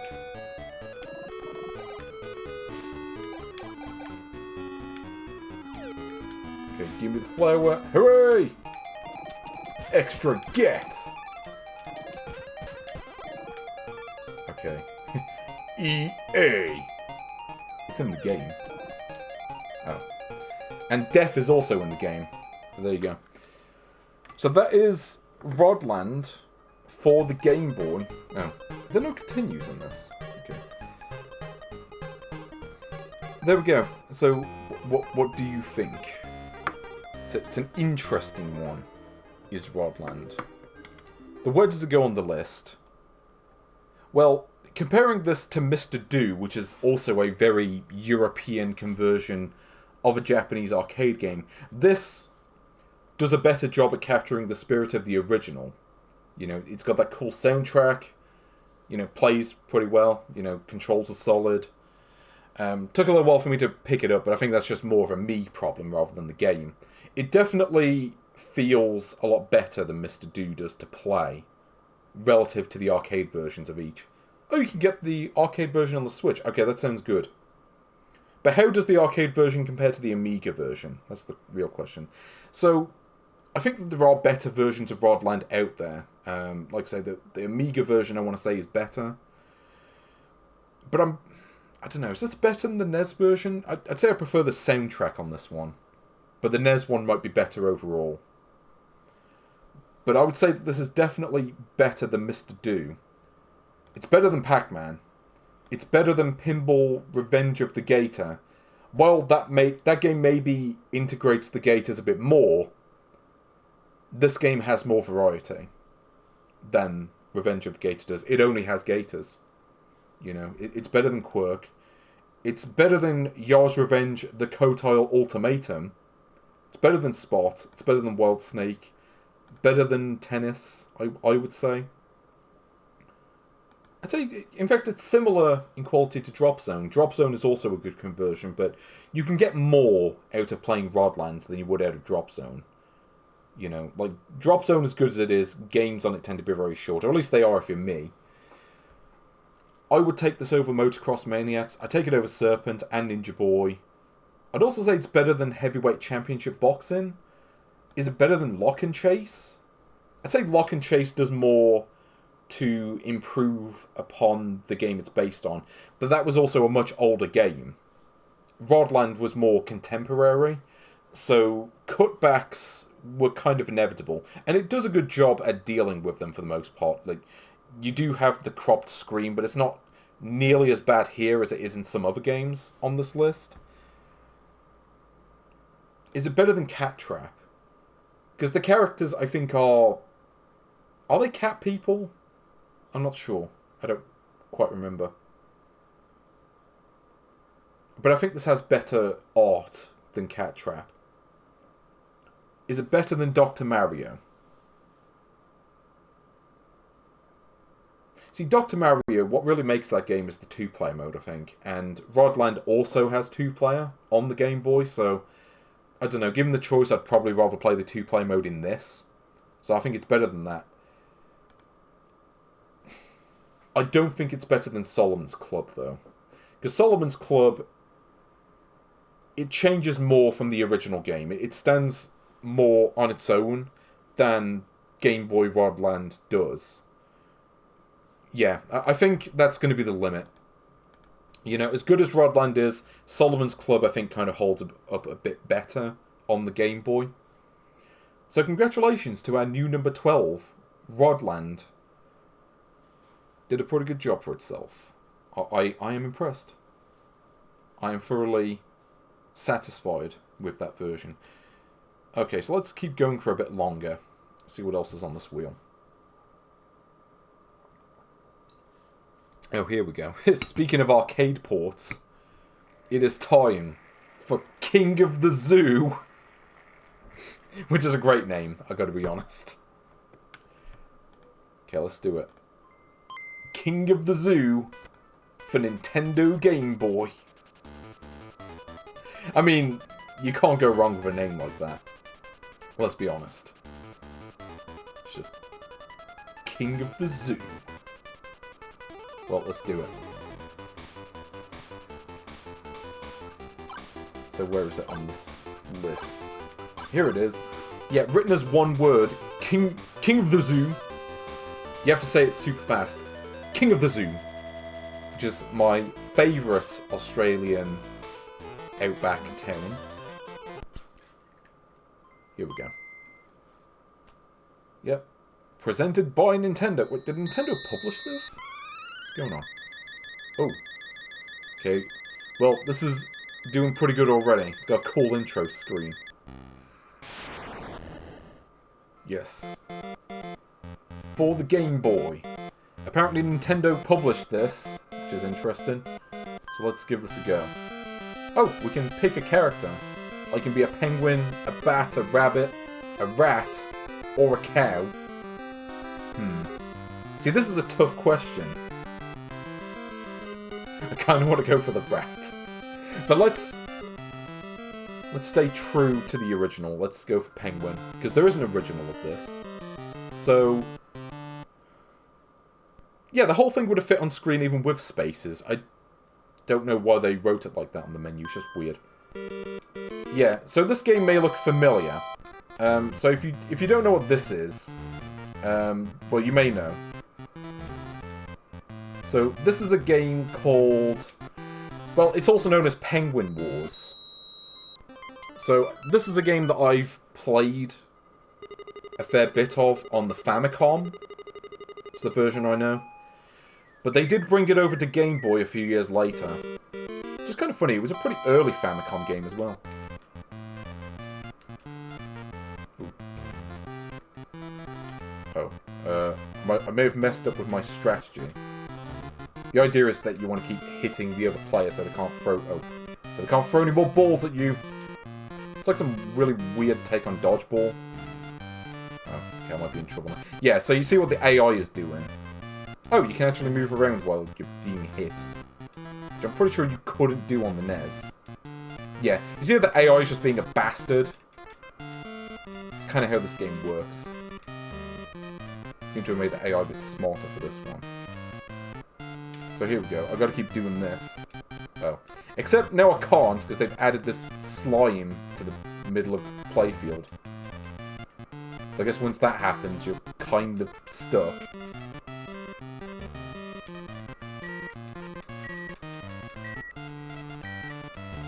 Okay, I think I'm going to win. There we go. JP winner set. Yeah, so this is Penguin Wars. Or Penguin Kun Wars. For some reason... so, this I think is the European version of the game. And they changed the title for it. I don't know why. Oh, does this not have the bonus levels? So when you beat a level in this, you're supposed to get a bonus level afterwards, but they don't seem to have carried that through to this version. Oh, I did it! Penguin wins! Yeah, you can't stop the penguin. The Peng Power is in the house. They did actually remake this game for the Switch.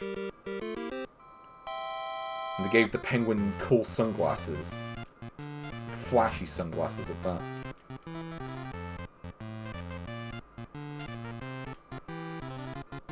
Oh. Oh no. Okay. Thought I got hit there. Turns out I did not. Ooh. Gotta be careful for those curve shots.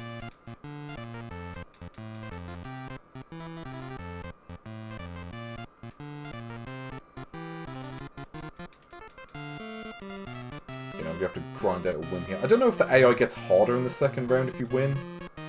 It's like Street Fighter. Oh. Now we got this thing running in the middle of the screen. What is... Okay. What is this?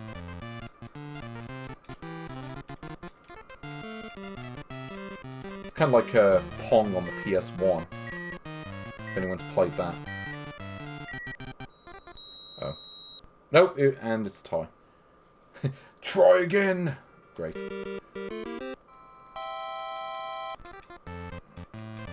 Ooh. Also, they seem to have updated the physics a bit for this one. I think in the original they can only bounce at a couple angles. Yeah, I don't know if you've ever been to zoos in the UK, but this is what they're like.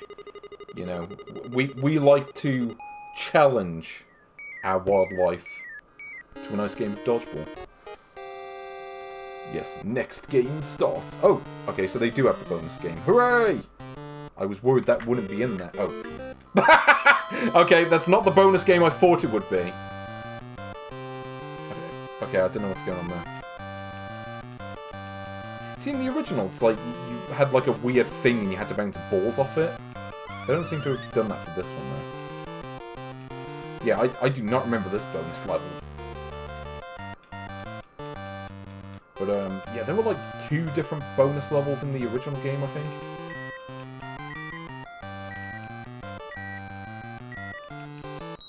There we go. 24. Yeah, apologies for the whistle in the game. That's just kind of how it is. But I am an excellent player, according to the game, so I appreciate that. But the rat is in the house. Can I stop the rat?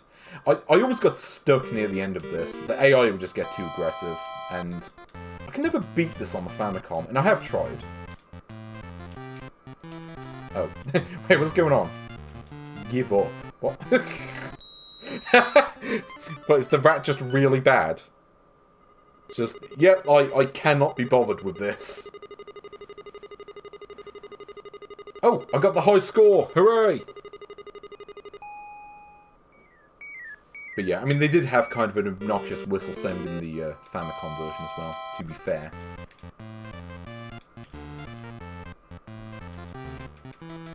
Penguin's gonna win again! There we go. Power of the penguin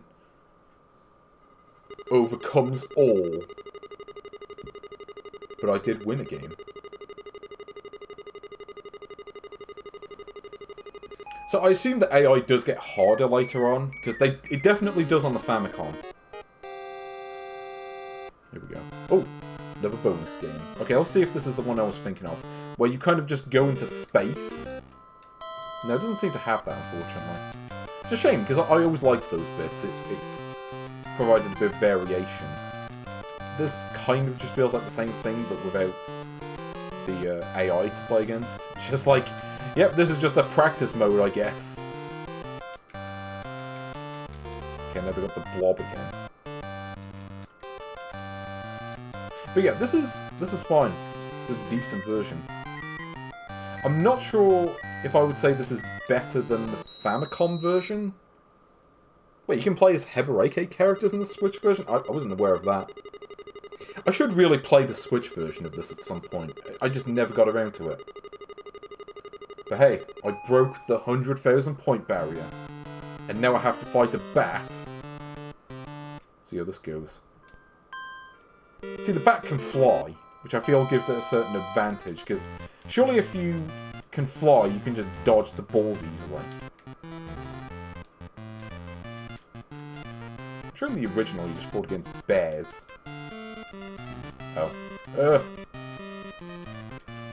See, in some ways this kind of improves on the original, but there seem to be certain things missing from it as well. Which makes it a bit of a strange beast.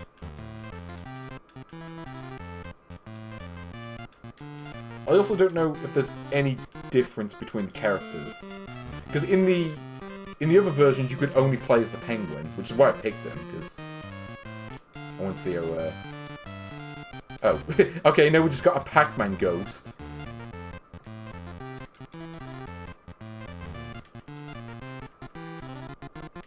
Oh no! Pac-Man ghost blocked my shot! Sod. Oh, there we go. Last second win. Perfect! I don't know if you can beat this game.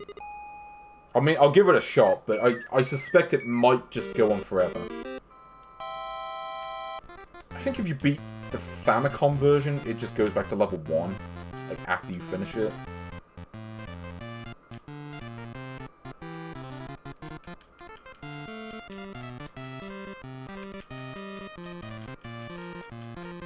Also, the bat seems to be a bit harder to hit than the others. I think it's just got a smaller sprite than all the other characters, which makes it a bit of a pain to play against.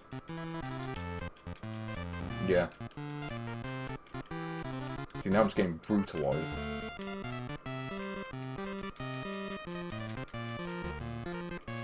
Oh, hold on. No. Nope, couldn't quite manage it. See, this kind of looks like just a knockoff Peanuts character. Yeah, maybe if the stupid knockoff character didn't keep getting in the way of my shots, I could win this. Oh, I did it! Oh, no, I didn't. I miscounted. I forgot the rules of the game for a second.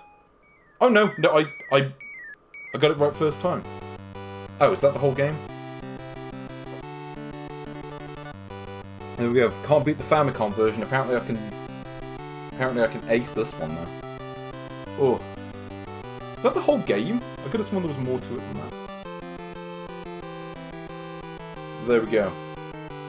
I have officially been crowned the king of the zoo. Okay, there is a crown on my podium. You cannot take this away from me. The penguin rules you all.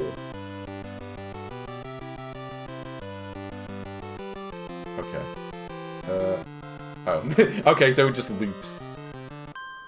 Is there any difference? I don't think there is. Maybe the AI is harder. Oh! Okay, now we can throw super shots. Okay, let's just go full Ben Stiller on his arse. Like that. It loops. Well, it loops in a different way, let's say. But, you know, actually, I'm going to deliberately lose, since I don't think there is anything to really see beyond this point. I don't know how you do those super shots, though. I haven't figured out that one. Okay, let's see what happens if I lose. Okay, so I'm just going to deliberately lose, because I want to see if the other characters play any differently. I mean, they would have different sprites, at least. Let's see this. Yeah, the 1cc, no miss. I mean, I did draw a game, but I don't think that affects it. I do note the fact that it's got, like, 2 digits for the game round number. So I don't know if this is a case where you've got to play through the game a whole bunch of times to get the true ending. I kind of doubt it. So I don't think anyone would actually play it for that long. Oh no! And the penguin's just... Oh. But you know what, I got the win screen. Okay, let's play as the rat. So I'm gonna see what happens. Rat versus rabbit.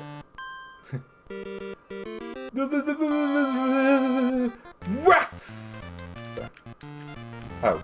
Okay, apparently the rat throws the balls really slowly.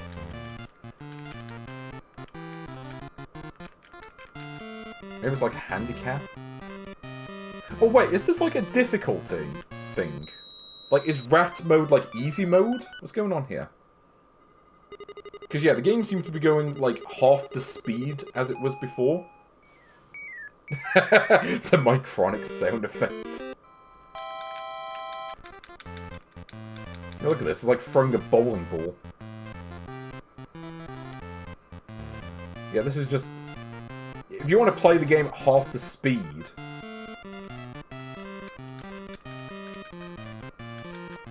I'm not sure this mode is ideal, though. So I guess, yeah, the different characters do change the game in some way.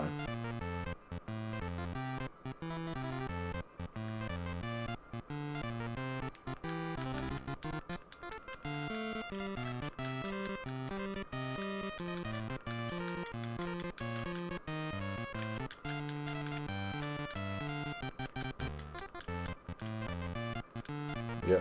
No. Okay, so in this mode, I just straight up can't get enough time to actually throw the balls, because the balls are so slow.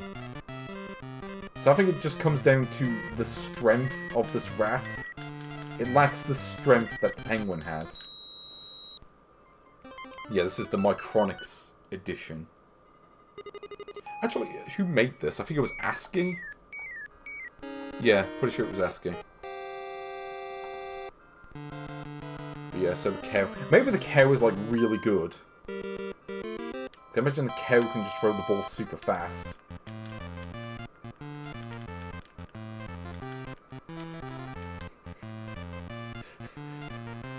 Yeah, I feel like rat is, like, handicap mode. Like, if you're too good at this game, pick the rat to make it harder.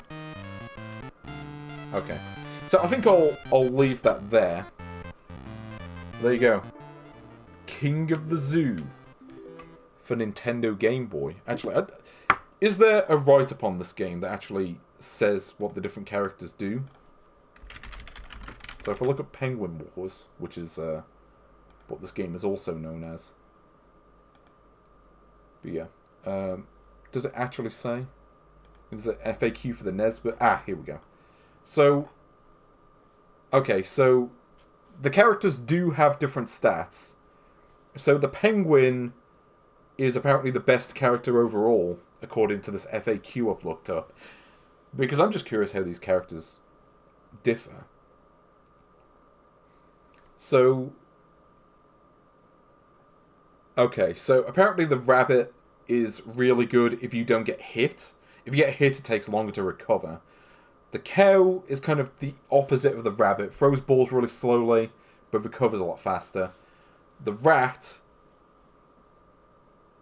is fast, but, yeah, kind of bad. Also, I don't know what the charge thing does. Like, how does charge work? Oh, I see. Okay, if you hold the button down, you can charge a super fast shot. Though, given that I beat the game without doing that, I don't think it's necessary. Okay, and the bat... Yeah, the bat seems pretty good. Okay, so where does this game go on the list? I think this is one of the only games that I've actually finished in the series on stream. I haven't really bothered to do that for most of them, because I feel like a lot of these games I'd want to go back to in my own time. I'm not really trying to beat them on the stream. It's better than DuckTales. It is better than Pinball Revenge of the Gator. I think it's also better than Yars Revenge, the Qotile Ultimatum. It's got some quirks to it that make it better than Quirk. And also Spot, I think. It's better than Wildsnake. But is it better than Tennis? Because Tennis, you know, if we're talking sports games, Tennis is kind of the gold standard. Yes, I was hitting up game facts, as a matter of fact. It's probably, you know, it's the most direct way to go about doing that. You know, I'm going to say it's better than Tennis because it's got more variation. You've got different characters who have different stats, and I think that makes it kind of a more interesting game overall to replay. tennis, you've only got the one character to play as. And both games have the versus mode. I imagine that's pretty good. I don't think it's better than Drop Zone, though. Drop Zone, as short as the games can be, you know, it kind of feels like there's more of a ceiling to learning the game and sort of mastering it. I feel like there's more to gain from replaying Drop Zone, personally. So I'm going to put King of the Zoo, aka Penguin Wars, at the number 21 spot, because I've got 21 games to flow. Actually, it's probably less than that at this point. I think it's just the games that are on this wheel that we have left. So I'll do one more game for the stream, and then when I come back, we will do the rest of the games. So the final game of today, it is... Oh. Yeah, here's a classic for the ages. Parasoru Hembei, apparently also known as Parasoru Hembei. See what this is like.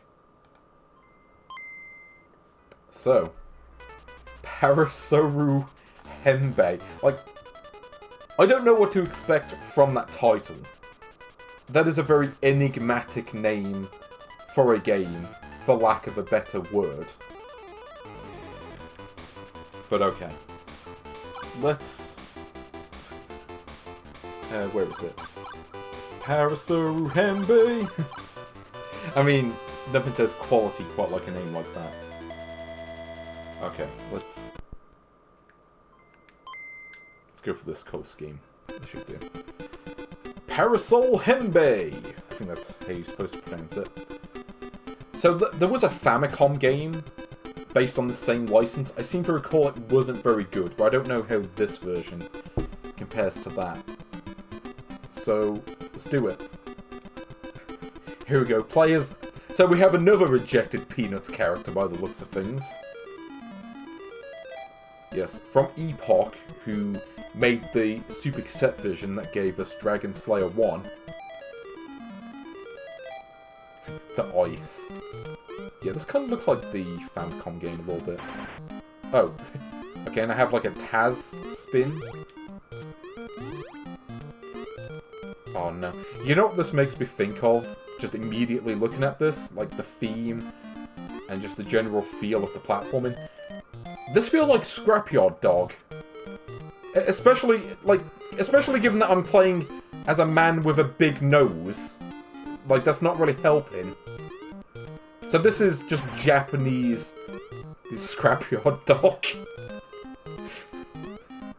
Yeah, it's the wait-and-see maneuver, as you may also know. Okay, how am I meant to... Okay, so I can't go up with the parasol.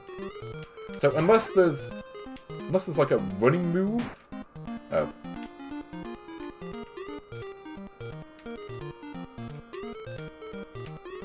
Yeah, I literally don't know how you're supposed to get the rice balls.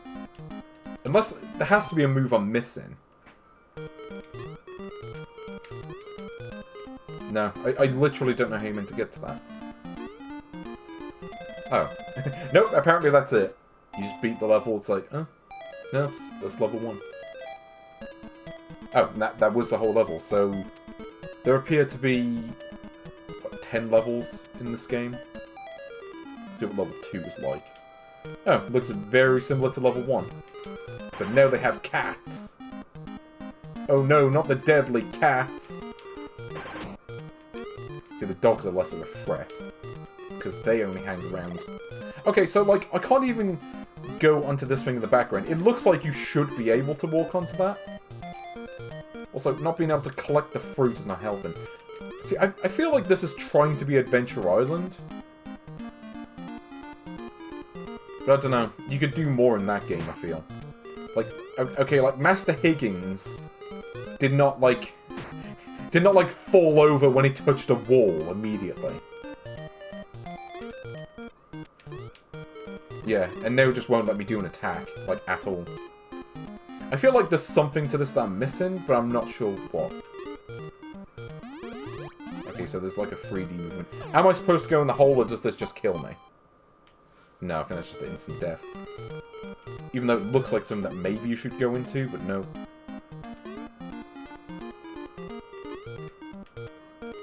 So, is my speed and jump height affected entirely by that bar on the top? So I get the feeling it probably is.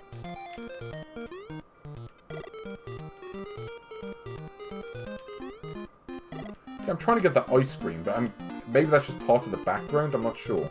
I mean, it's coloured differently to the background, so I assume it's part of the foreground, but it is not entirely clear.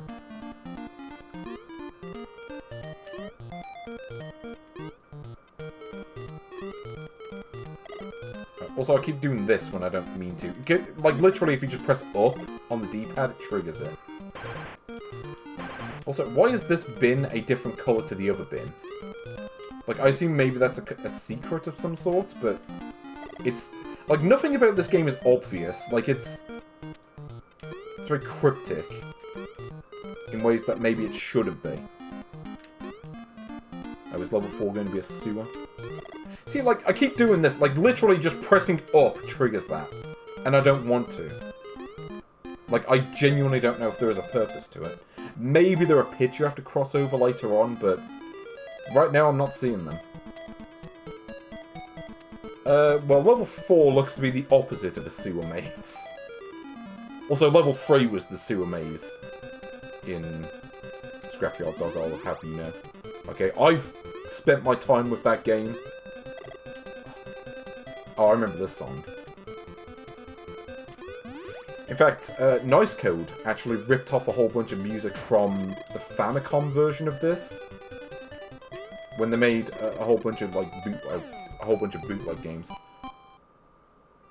I don't know. I feel like some of those games are maybe better than this. Like, kind of makes me wish I was playing Echo Chamber or Trounce. Like, this main character is so lame too. Like, I'm sorry, if you die from, like, touching a wall, then you know your character sucks. It's like, no, that should never be a thing. I mean, I know that games like, you know, you had games like Minus 2049 where falling 3 inches kills you. You know, that was less lame than this.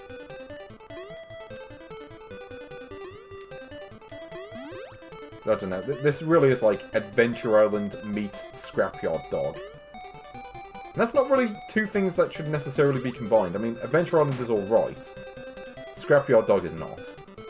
Oh, thanks for not letting me jump there, game. I did press the jump button, but because I happened to be mid-air on the frame that I pressed the button, it didn't count it. It was a pretty common problem in the NES days when they did that. Oh, there's a bonus level? Oh, it's a matching thing, great. Or, no, I don't think it is a matching thing at all. I guess you just don't pick the bad thing. Then you get the bonuses. Okay, let's go to Rainbow Cloud level. Is this going to turn into Sky Dreamer? Yeah, this is either Sky Dreamer or it's... Oh. I was saying I'm going across the rainbow. I was confused by that. I wasn't actually pressing like the jump button or anything. I was like, what? Yeah, this really feels like that cloud level from Adventures of Tom Sawyer on the NES. It looks exactly like it. I don't think it's made by the same people though, which is the interesting part. Oh. No, I lost control of the parasol. Mind you, Parasol Stars. That's an interesting game. I don't know if the Game Boy version was any good, though. I think I played it briefly, and I remember not caring much for that version, but maybe I just didn't spend enough time with it. I'm sure it's better than this. This is not the worst thing I've played, but... yeah, I don't know. I don't know about this one.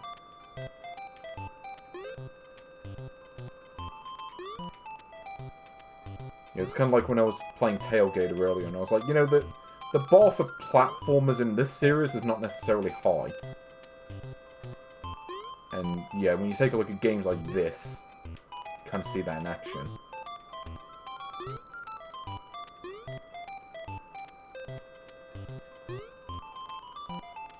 Though, to be fair, I would say this is better than the Spider-Man game at the very least. or Castlevania The Adventure. It's more playable than that. For all of its confusion. Also, I like that there are bats on that cave, but it just looks like they're the letter W. You know, like... I mean, the bat from the previous game looked better. Because it actually looked like a bat. Oh. Okay, I can see where maybe the parasol would come in handy. Maybe. Oh, and your health bar resets when you die. Also, the jumping in this is floaty. I'm not sure if you can tell that from watching the footage, but trust me, there is a distinct floatiness that you didn't really get in... that games like Tailgated just didn't have. I do like the pause screen, though. That's pretty good. Okay, this is like trying to do that one jump in Silent Assault. The controls in Silent Assault were more sticky rather than floating. Oh, and now it won't even let me use the parasol. In a section where it might actually help, it's like, no, can't do it. Okay, collect the chestnuts and the mushrooms. We're going to be making like a stew later on. Oh, and the water hurts you, because why wouldn't it?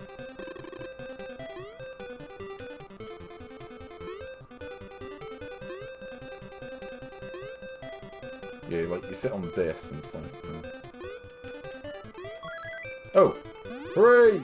Parasol to the rescue! Except I have birds to deal with, which aren't really helping. I like that there were just holes just out in the middle of nowhere. Like, they had sewer holes, but now they've just got... Yeah, like, has Wily Coyote been drawing holes again?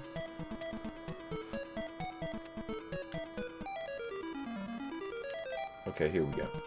Let's see what the cave level looks like. Well, it's got bats. So, they were not lying about that. Ugh. Oh. Oh no, is this an ice cave? Also, I cannot move vertically along these planes while I'm jumping.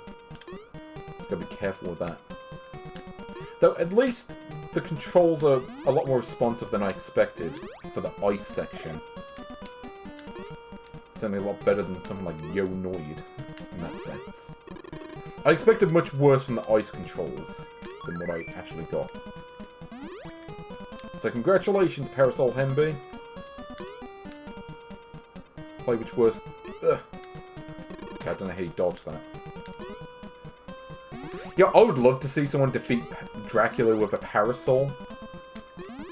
I don't think this game has any bosses, though. I haven't seen any. Yeah. I was thinking maybe I could open that somehow. But I don't know how that would work. Also, these levels are actually pretty short, too.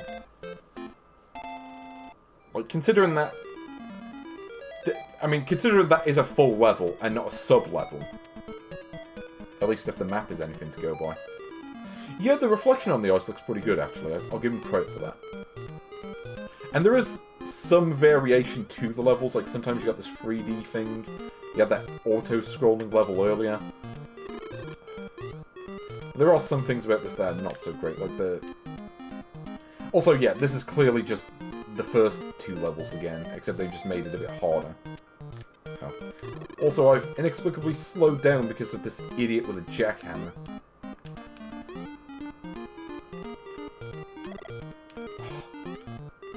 Yeah, the controls are not great. Not necessarily... I mean, the jumping is floaty. The movement is otherwise okay. But there are other things about this that just end up being... Yeah, just kind of irritating.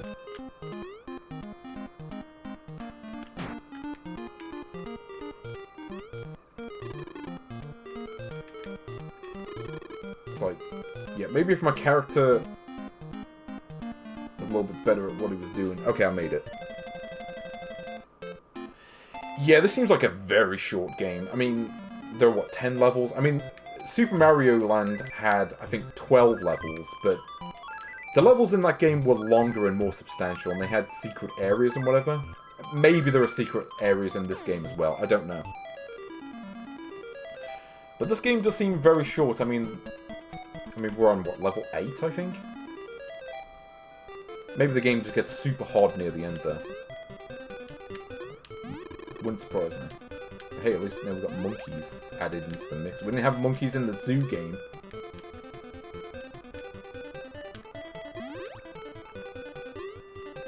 See, I do kind of like the soundtrack for this one. Very reminiscent of the Famicom game. Though it also reminds me of Nice Code, and that's not really a good thing.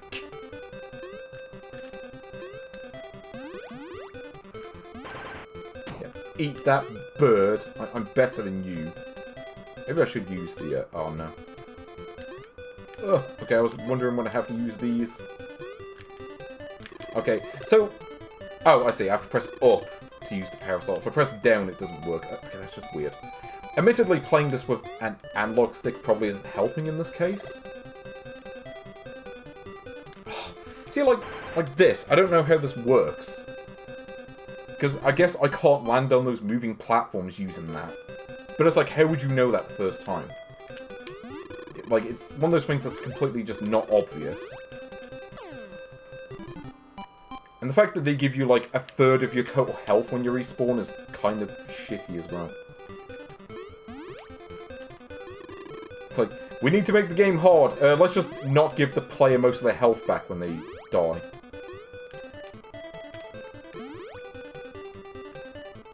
Also, I'm not sure how the hit detection works, because, you know, you're running on two planes.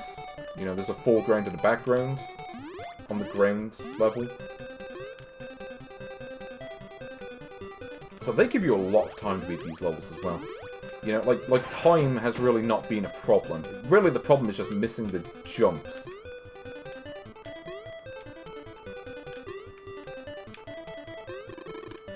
Okay. I do want to say this is better than the Famicom game, though. I seem to recall the Famicom game really wasn't very good at all. And I want to say this is at least better than that one.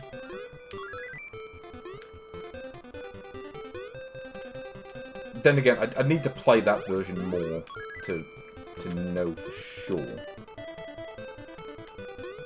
So now this straight up have warthogs just bum rushing me. So this level seems a fair bit longer than the previous ones. Okay, I need to figure out when this platform moves back. There it is. Oh no, they're not quite synced, are they? Oh no! Okay, I'm not sure how I feel about this part. Okay, barely made it. Okay, this part could be worse. Oh, okay, if I use the parasol at the top of the screen... oh, it worked for a second there. No! Why is he not moving to the... okay. I was like, why is he not moving to the right? I was holding right the whole time.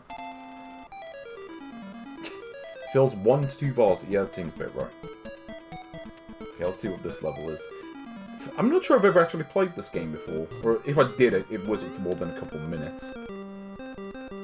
Oh, okay. Hold on, what's going on here? I was saying, you can only cross when the thing says to cross. Okay, that's interesting. The way they did that. So yeah, avoid the massive puddles that inexplicably hurt you. Because that's clearly a puddle. That is not a river.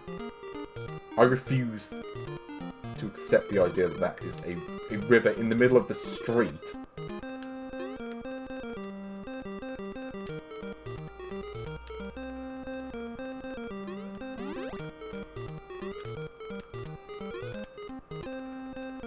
Okay.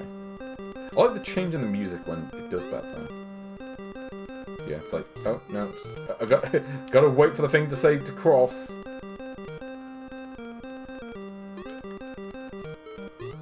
I give it points for that, because I don't recall seeing that in any other game. So points for creativity. Oh. No! I'm at the end of the level! There we go. I did it. Yeah, don't cross it when the light's red. Unfortunately, the light is never red on an original Game Boy because, you know, the screen is olive green on there. So I guess on the Game Boy, the light is always... oh. Okay, apparently there's more levels. Okay, apparently this game is a lot longer than I realised. Never mind. Okay, let's do this level, and then I'm probably going to move on, because there doesn't seem to be much more in the way of variation. Because I think it's just kind of repeating the same levels. And maybe adding 1 or 2 new things to them. Also, these are just the pipes in Super Mario Bros. Oh, also, if you press down on the pipe, you just die. Like, you just fall off the platform.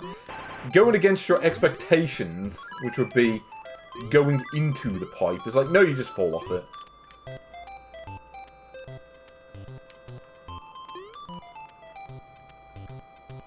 I mean, so, like, the rain doesn't actually go all the way down. It's like, yeah, the rain just disappears when it gets towards your head. I don't know how that works.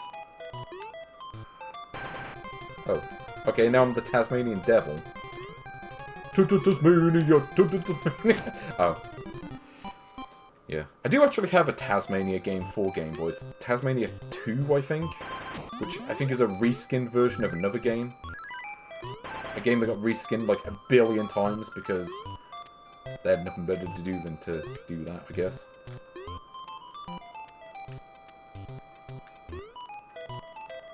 So yes, the brown cloud. You know, maybe this is like snow, which turns to rain. Maybe rain doesn't hurt him, but snow does? Because snow is too cold. Alright, stop. Collaborate and listen. Us is back in one brand new invention. Anyway, yeah. Okay, like I say, I think we'll try to finish this level and then move on.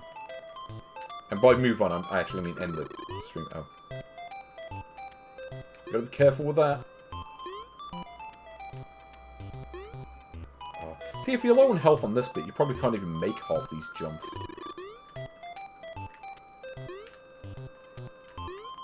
Also, like that, I clearly touched the thing and it doesn't count it.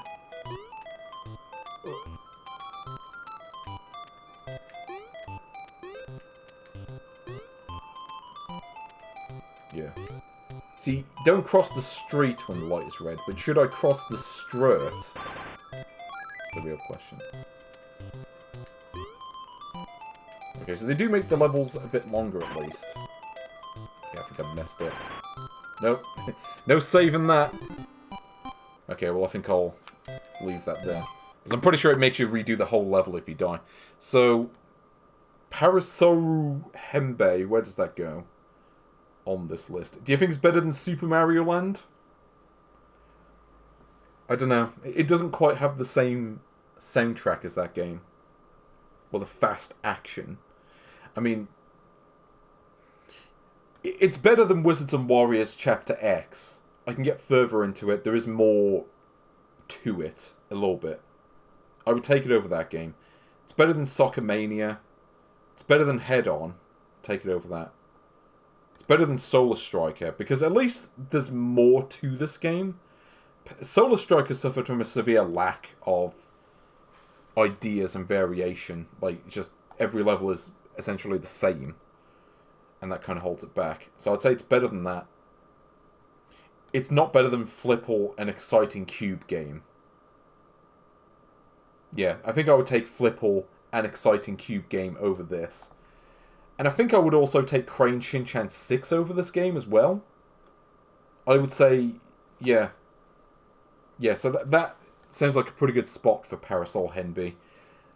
You know, it's better than Solar Striker, but not quite as good as Crane Shinchan 6. The true classic of its day. So, I think we've got one stream left to cover all these games. All the remaining ones. So, as of right now, we have looked at 95 games. And when I come back to do the rest of these games, we'll have over 100. Yes. So, the games left to cover: Painter Momo Pie, Go-Go Tank, Boulder Dash, DMG ASE, Monster Truck, Elevator Action, Column DX, Side Pocket, Raijuno, Racing Damashi, which hopefully is an actual racing game and not like Power Racer, Pripri, Puzzle Boy 2, Puznik, and Sanrio Kitty. Those will be your games for the next stream. So, until then, yeah, it may be a little while before the next stream, just as a heads up. So I'm actually going on holiday this week. I'm leaving the country on Wednesday. So I won't have time to really do any streams during the week. And I won't get back until the following Thursday, I think. So I will not be here to do streams for that time. So, yeah, it's going to be a little bit of a while before I do another stream. I may do one before I go, but I can't promise anything. I'll see what happens. But until then, take care and enjoy your evening. See you.